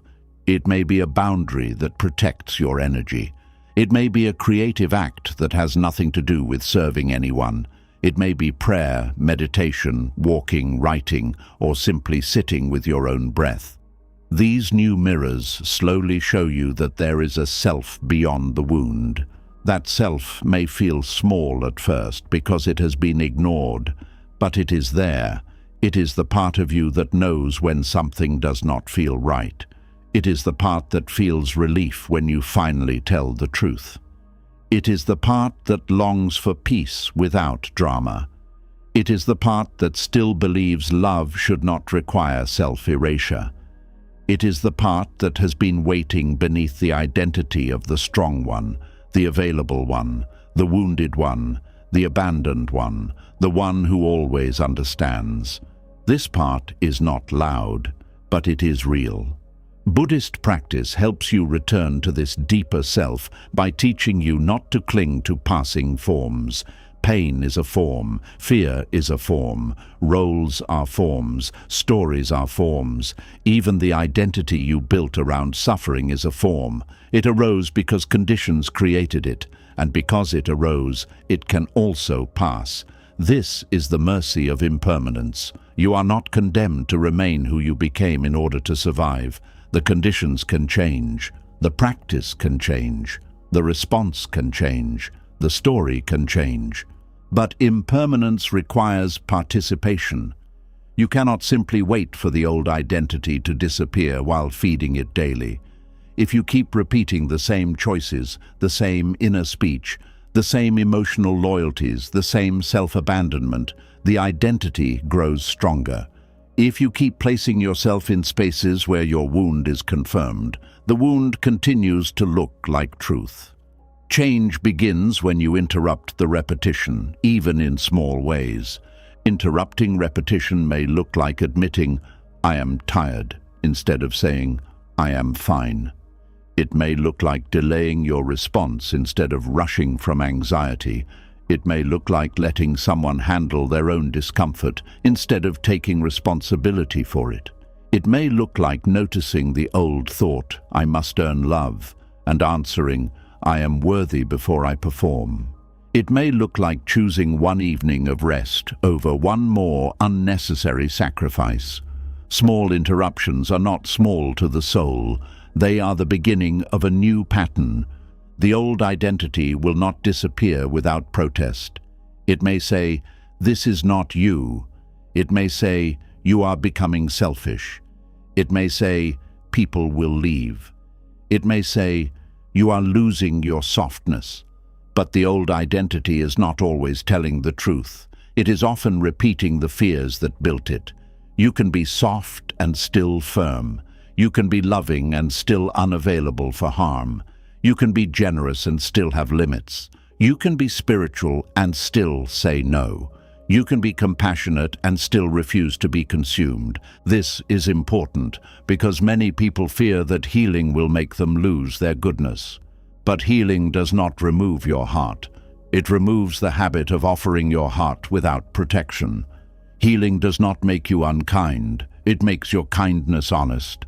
Healing does not make you distant. It makes you present where your presence is respected.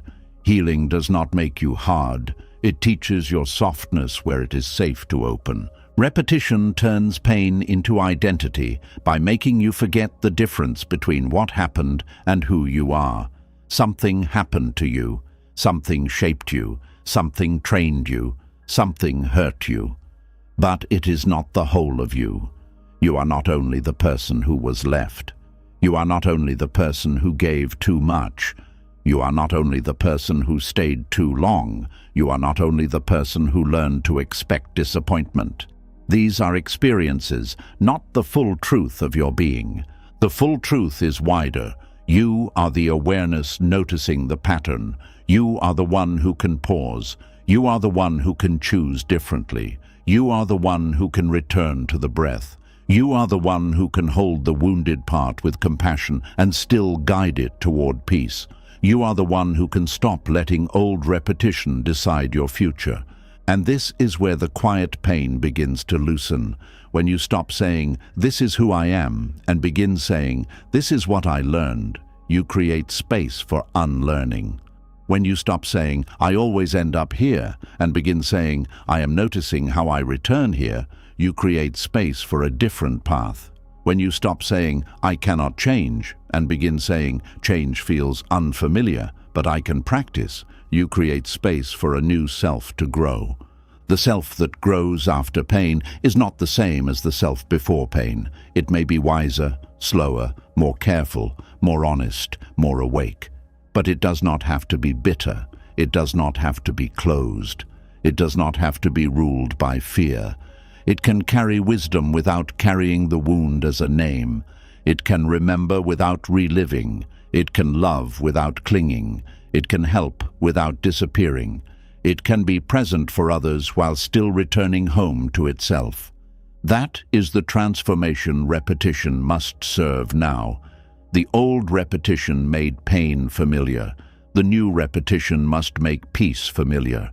Repeat the pause, repeat the boundary, repeat the breath, repeat the honest sentence, repeat the act of choosing yourself without apology. Repeat the decision not to turn back toward what keeps you small. Repeat the reminder that you are more than the role pain gave you. Over time, the mind begins to learn a different home. And one day, what once felt impossible begins to feel natural. Rest no longer feels like guilt. Peace no longer feels like emptiness. Receiving care no longer feels like weakness. Saying no no longer feels like betrayal. Being yourself no longer feels like a risk. The old identity may still echo sometimes, but it no longer owns the room. You can hear it and smile gently because you know it was only a survival song, not your final truth. This is the Buddhist path of waking up from the self that suffering created, not by denying the pain, not by pretending the past did not matter, not by forcing yourself to become someone new overnight, but by seeing clearly, moment by moment, that what was repeated can be released, what was learned can be unlearned, and what became familiar can be replaced with something kinder. So if pain has become part of your identity, do not meet that realization with shame. Meet it with compassion. Of course it happened slowly. Of course you did not notice at first. You were surviving. You were trying to love. You were trying to be good. You were trying to keep peace. You were trying not to lose people. But now you can see. And seeing is the beginning of freedom. You are not the pain that repeated. You are not the wound that learned your name. You are not the role that kept you accepted while your spirit grew tired. You are the one who is finally awake enough to ask, who was I before I became this? Who am I beneath this? Who am I allowed to become now? And as that question opens inside you, the old identity begins to crack. Not violently, not with hatred, but like a shell that has become too small for the life growing within it. The pain may have repeated long enough to shape you, but it does not have to repeat long enough to define you forever. You can stop living as the proof of what hurt you. You can begin living as the proof that healing is possible, and slowly the self you thought was lost begins to return, not as the old version, untouched by pain, but as a wiser version, one that knows the cost of self-abandonment and chooses a different way. A self that can love without disappearing, a self that can give without becoming empty, a self that can remember the past without wearing it as a name, a self that finally understands that pain may have shaped a chapter, but it was never meant to write the whole story. And when you finally begin to understand that pain may have shaped a chapter, but was never meant to write the whole story, another quiet truth begins to rise. The mind may say, I am ready to be free, but the body may still hesitate at the doorway. The heart may want peace, but the nervous system may still reach for the old storm. This is where healing becomes deeper than thought, because knowing what is good for you is not always the same as feeling safe enough to choose it. There is a strange sadness in wanting freedom and still feeling pulled toward the suffering you already know. You may have prayed for peace, asked for clarity, promised yourself you would not return, and still, when the old pattern calls, something inside you reacts before wisdom has time to speak. Your chest tightens, your thoughts hurry, your body remembers, and suddenly the pain you outgrew begins to feel familiar again. This is not because you are weak. This is not because you enjoy suffering. This is not because you have failed to learn the lesson. It is because the nervous system does not choose what is beautiful first. It chooses what feels survivable. It chooses what has been repeated. It chooses what it has practiced. And if your body has spent years surviving inside confusion, emotional distance, overgiving, disappointment, guilt or fear, then freedom may not feel like safety at first. It may feel like standing in a wide open space without knowing where to place your hands. The nervous system loves predictability, even when what it predicts is pain.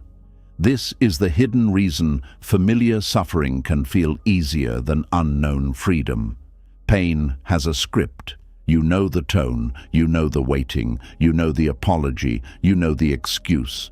You know the disappointment. You know the way your body prepares itself. You know how to become quiet, how to become useful, how to become understanding, how to push your own needs to the side. Even though it hurts, you know the role. Freedom removes the script. Freedom asks you to stand without the old instructions. And for a wounded body, no instructions can feel more frightening than bad instructions. This is why a person can leave a painful situation and still feel restless. From the outside, people may think, you should be happy now, you are free now, you are away from what hurt you. But inside, the body may still be searching for the familiar signals. It may search for the tension. It may search for the crisis. It may search for someone's mood to manage. It may search for a problem to solve. It may search for the old emotional task that once gave life a shape. And when it cannot find one, the silence can feel strange. This silence is not empty, it is space. But when you have lived too long in emotional noise, space can feel like abandonment. When your body has been trained to respond to pressure, peace can feel like a missing sound. When your heart has learned connection through struggle, calmness can feel too gentle to trust. You may even begin to question peaceful people because they do not activate the old survival pattern. You may think, why does this feel so quiet? Why am I not anxious? Why does this kindness feel unfamiliar? And if you are not careful, you may mistake unfamiliar peace for lack of depth. The nervous system chooses familiar suffering because the old pain gives it something to prepare for. Preparation can feel like control. If someone is inconsistent, your body can stay alert. If someone is emotionally unavailable, your mind can keep searching for clues. If someone makes you feel unsure, your heart can keep trying harder. If people depend on you too much, you can stay useful. The suffering gives the body a mission. But freedom takes away the mission and asks you to live, not just manage. That is why it can feel threatening. When you have been the person who is always there for others, your nervous system may be addicted to urgency. Not because you love chaos, but because urgency has become proof that you matter. The phone rings and your body reacts. Someone is upset and your breath changes. Someone needs help and you forget your own tiredness. Someone is disappointed and guilt rises before truth can speak. Over time, your body learns that being needed is the safest way to stay connected. So when freedom asks you to rest, your nervous system may say, "Rest is dangerous. If nobody needs me, will anyone remember me?" This fear can hide beneath kindness. You may think you are only being loving, but deeper down, your body may be afraid of what happens if you stop giving. It may fear distance. It may fear rejection. It may fear being called selfish. It may fear silence from people who only knew how to reach you when they needed something. So the nervous system pulls you back into familiar suffering, because suffering keeps you connected to a role. The role may exhaust you, but at least it gives you a place in the lives of others. Unknown freedom asks you to be valuable without performing. That can feel uncomfortable when your worth has been tied to usefulness. Freedom says, you do not have to earn love by being endlessly available. Freedom says, you do not have to answer every call to prove your heart is good. Freedom says, you can rest and still matter. But if your body has never been taught this, it may resist. It may create guilt. It may create anxiety. It may create a story that says, you are becoming cold.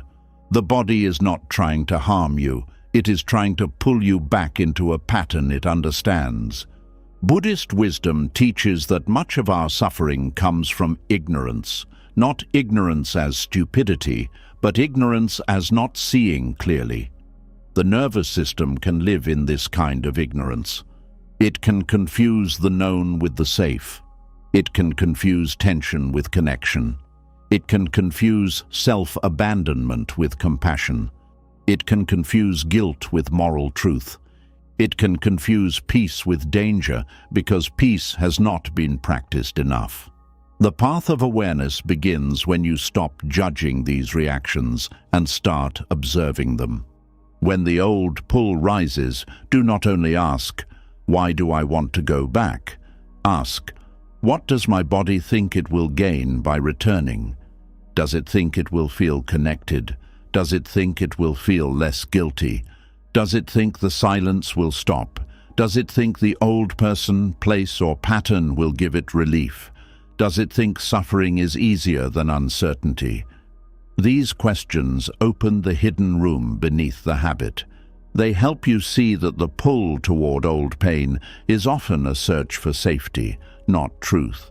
The problem is that familiar suffering offers fast relief, but long suffering. Returning to the old pattern may calm the body for a moment. Sending the message may reduce anxiety for one night. Saying yes when you wanted to say no may remove guilt for a few hours.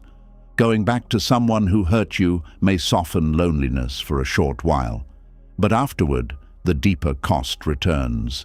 The confusion returns. The heaviness returns.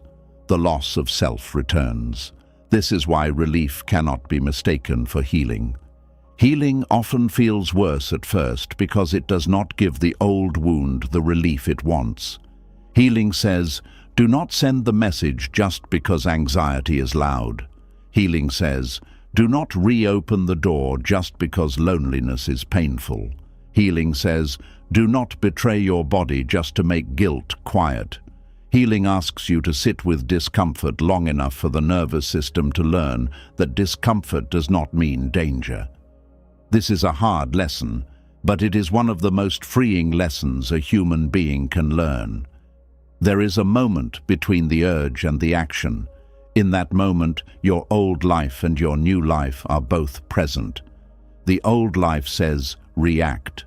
The new life says, breathe. The old life says, return.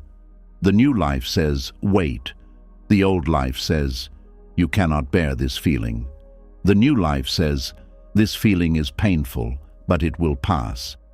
Buddhist practice lives inside that moment, not in perfect calm, but in the willingness to remain awake when the old pattern is begging for control. Your nervous system learns through repetition, so it cannot be shamed into freedom. It must be shown freedom again and again. Every time you feel the urge to go back and choose to stay with yourself, you teach your body a new truth. Every time you feel guilty for resting and rest anyway, you teach your body that rest is not a threat. Every time you let someone be upset without rushing to rescue them, you teach your body that another person's emotion is not always your responsibility. Every time you choose a clear boundary over familiar approval, you teach your body that love does not have to cost you your peace. This is how the unknown becomes known. Freedom does not become safe because you understand it once. It becomes safe because you practice it until your body begins to recognize it. At first, saying no may feel like danger. Later, it feels like honesty. At first, quiet may feel like emptiness. Later, it feels like rest. At first, distance may feel like loss. Later, it feels like protection. At first, not being needed may feel like invisibility. Later, it feels like space to exist without performing. The nervous system chooses familiar suffering over unknown freedom because familiar suffering has a map. Unknown freedom requires trust. And trust may be difficult if your life taught you that peace does not last. Maybe you once relaxed and then something painful happened. Maybe you once trusted someone and they changed. Maybe you once expressed your needs and were made to feel guilty. Maybe you once hoped and disappointment followed. So now, when freedom comes near, your body says, be careful. Last time we trusted calm, we were hurt. This response is understandable, but it is not always accurate. A wounded body often treats the present as if it is still the past. It hears silence and remembers rejection. It sees distance and remembers abandonment. It feels uncertainty and remembers old instability. It receives kindness and searches for the hidden cost. This is why awareness must become stronger than memory. Memory says, this has happened before. Awareness says, but is it happening now? Memory says, danger is coming. Awareness says, let me look clearly before I react. Memory says, protect yourself the old way. Awareness says, maybe there is a new way to be safe. This does not mean ignoring warning signs. Buddhist wisdom is not blind positivity. It does not ask you to pretend everything is safe. It asks you to see clearly. Sometimes the body senses real danger, and you must listen. But sometimes the body senses old danger in a new moment, and you must comfort it. The practice is learning the difference. Real warning signs bring clarity, not only panic. Old fear often brings urgency, confusion, and the need to repeat familiar reactions. Real wisdom feels grounded, even when it is serious. Old fear feels rushed, even when it sounds reasonable. For someone who has always returned to others and rarely returned to themselves, The body may confuse self-care with threat. Taking time for yourself may feel like you are neglecting people. Choosing silence may feel like you are hurting someone. Protecting your energy may feel like you are becoming selfish. But these feelings come from a nervous system trained to place other people's comfort above your own safety. The feeling of guilt does not always mean you did something wrong. Sometimes it means you broke an old rule that never should have controlled you. This is very important. Guilt can be a sign of conscience, but it can also be a sign of conditioning. If you harm someone, guilt may guide you back to repair. But if you simply choose rest, space, truth, or a boundary, and guilt rises like punishment, then guilt is not wisdom. It is the echo of a pattern that taught you to abandon yourself. The nervous system may use guilt as a leash because guilt worked in the past. It kept you available. It kept you compliant. It kept you returning. Healing means feeling the leash and refusing to let it drag you back. Unknown. Freedom also threatens the nervous system because freedom creates responsibility. In familiar suffering, you can often focus on what others are doing. Their behavior, their silence, their apology, their change, their mood, their need, their failure to understand. But freedom turns the light back toward you. It asks, what will you choose now? How will you care for yourself now? What life will you build now that you are no longer organizing your days around pain? This responsibility can feel heavy at first because it removes the old distraction.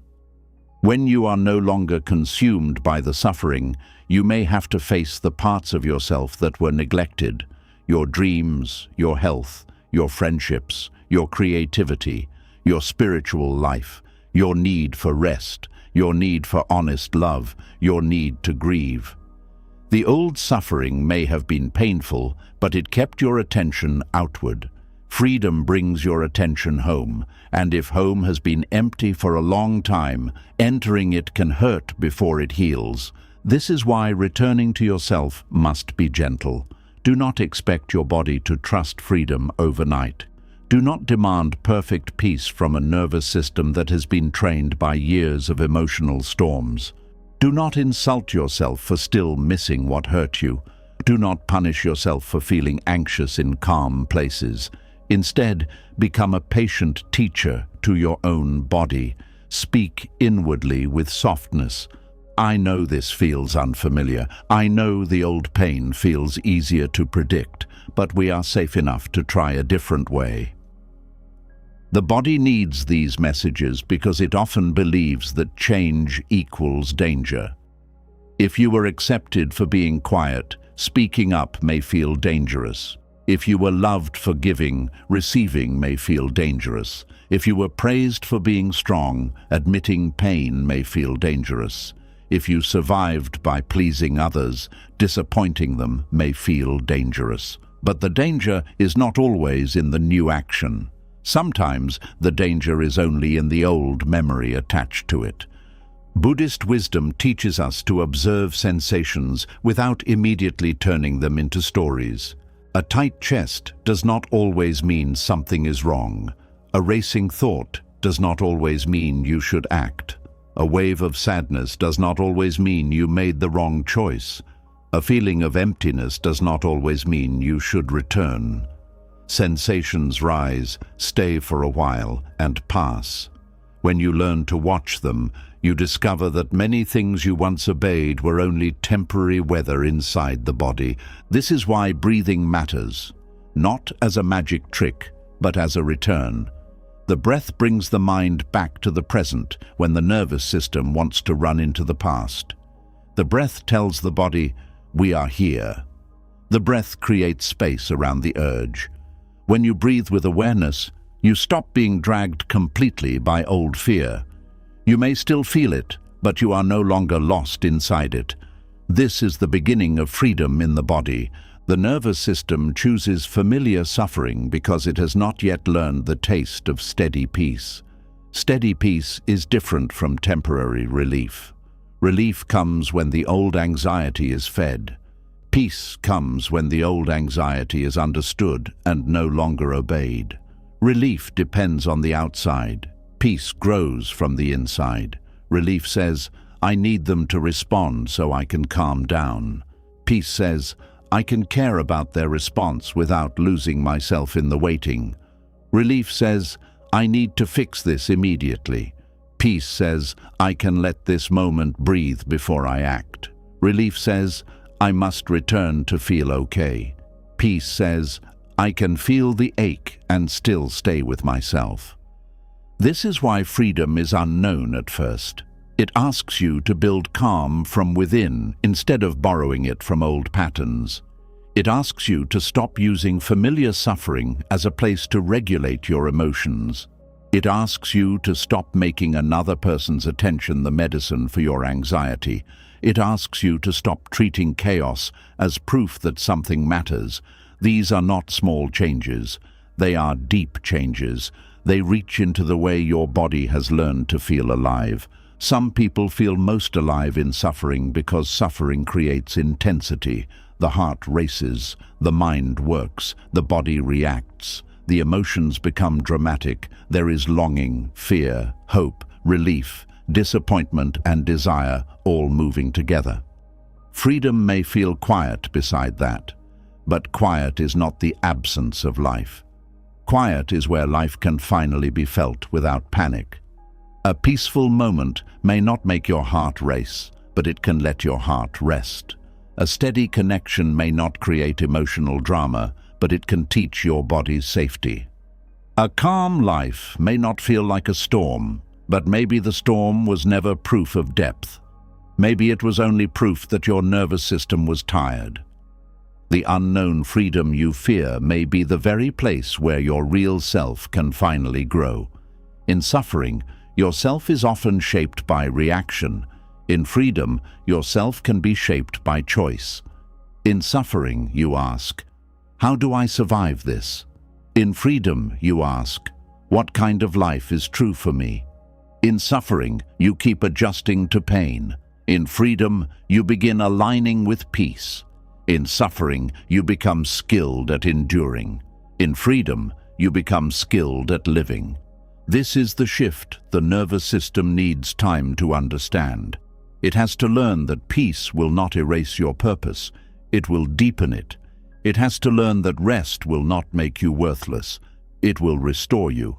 It has to learn that boundaries will not destroy love that is real. They will reveal whether love has respect inside it.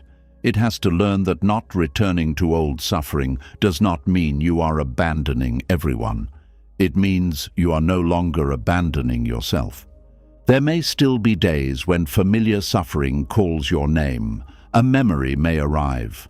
A lonely evening may make the past look softer than it was. A person may return with words that touch the old wound. A responsibility may pull on your guilt. On those days, do not measure your healing by whether you feel the pull. Measure it by whether you pause before obeying it. The pull may come from old training. The pause comes from new awareness. And awareness, repeated enough, becomes freedom.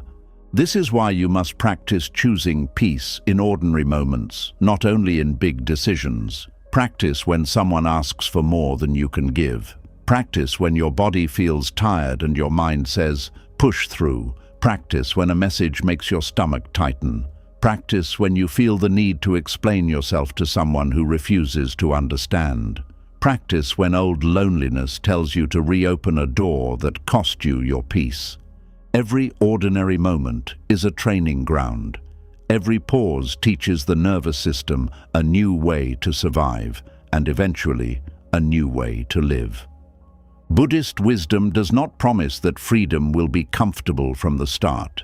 It promises that awareness can transform suffering. The old patterns may not disappear instantly, but each time you see them clearly, they lose some of their power. Each time you choose not to return, the old road grows a little weaker. Each time you remain with yourself through discomfort, your body gathers evidence that freedom does not destroy you. Slowly, unknown freedom becomes known peace. And perhaps this is the deepest turning point. The nervous system once chose familiar suffering because it believed suffering was safer than uncertainty. But now, with patience, it can learn something new.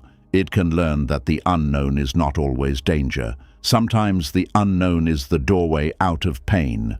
It can learn that silence is not always abandonment. Sometimes silence is rest. It can learn that stillness is not emptiness. Sometimes stillness is healing. It can learn that not being needed every moment is not rejection. Sometimes it is freedom to belong to yourself. The quiet pain of always being there for others begins to fade when your body no longer treats self-return as a threat. When your nervous system learns that peace is not punishment, you stop running back to the people and patterns that only know the wounded version of you. You stop using suffering as proof that you are connected. You stop confusing emotional pressure with purpose. You stop calling familiar pain a home. And slowly, the body that once braced for every storm begins to soften. The breath becomes deeper, the shoulders lower. The mind becomes less hungry for old chaos. The heart stops chasing the kind of love that keeps it anxious. You begin to feel safe in places that do not demand your self-abandonment. You begin to trust the quiet. You begin to recognize peace, not as something strange, but as something you were always worthy of. So if freedom feels unfamiliar, do not turn back too quickly. If peace feels strange, do not call it wrong. If your nervous system shakes at the edge of a new life, do not shame it for being afraid. Let it learn. Let it witness your new choices. Let it see you survive the guilt, survive the silence, survive the space, survive the unfamiliar calm. Let it discover that you can lose the old suffering without losing yourself. Because the truth is, you were never safe in the suffering. You were only experienced there. You knew how to survive there, but survival is not the same as peace. You knew how to endure there, but endurance is not the same as belonging. You knew how to function there, but functioning is not the same as living. Freedom may be unknown, but unknown does not mean unsafe. Sometimes unknown means untouched by the old wound. Unknown means your future is not being built from your past. Unknown means there is still a version of you waiting beyond the patterns you have outgrown. Unknown means the story can change. And this time, when the old suffering calls you back because it knows your name, you can breathe before answering. You can place your hand on your heart and remember that familiarity is not a command. You can honor the body that survived while guiding it gently toward the life it has not yet learned to trust. You can whisper to yourself, I know this pain, I know this pattern, I know this road, but I do not have to walk it again. That is how the nervous system begins to choose freedom, not because freedom suddenly becomes easy, but because you keep showing the body that peace can be survived too. And one day, peace will no longer feel like the unknown. It will feel like home. And maybe this is the quiet truth you were meant to hear today. You were never weak for being there for others, but you were slowly hurting yourself every time you forgot to come back home to your own heart. You learned why the wounded mind can mistake familiar pain for safety, why old suffering can feel strangely comforting, why the ego protects pain because it knows how to survive there, and why healing can feel threatening when chaos has become normal. You saw how attachment can tie you to people who hurt you, how repeated pain can become an identity, and how the nervous system may choose familiar suffering simply because unknown freedom feels strange. But Buddhist wisdom reminds us that awareness is the first doorway out. You do not have to hate the past to leave it. You do not have to become cold to protect your peace. You do not have to keep returning to the same wound just because it once felt like home. You can love without clinging, forgive without reopening the door, care without disappearing, and give without emptying your own spirit. The person who was always there for everyone else is still waiting inside you, not angry, not gone, just tired, waiting for you to notice, waiting for you to listen, waiting for you to stop calling self-abandonment kindness. And the moment you return to yourself, even quietly, even slowly, something sacred begins. Your peace starts to breathe again. If this message touched something deep in you, write this in the comments. I am returning to myself. Let that be your quiet promise, not to the world, but to the part of you that has waited long enough. And if you found value in this lesson, subscribe to the channel and turn on the bell so we can keep walking together toward peace, wisdom, and a life where you no longer have to lose yourself to be loved.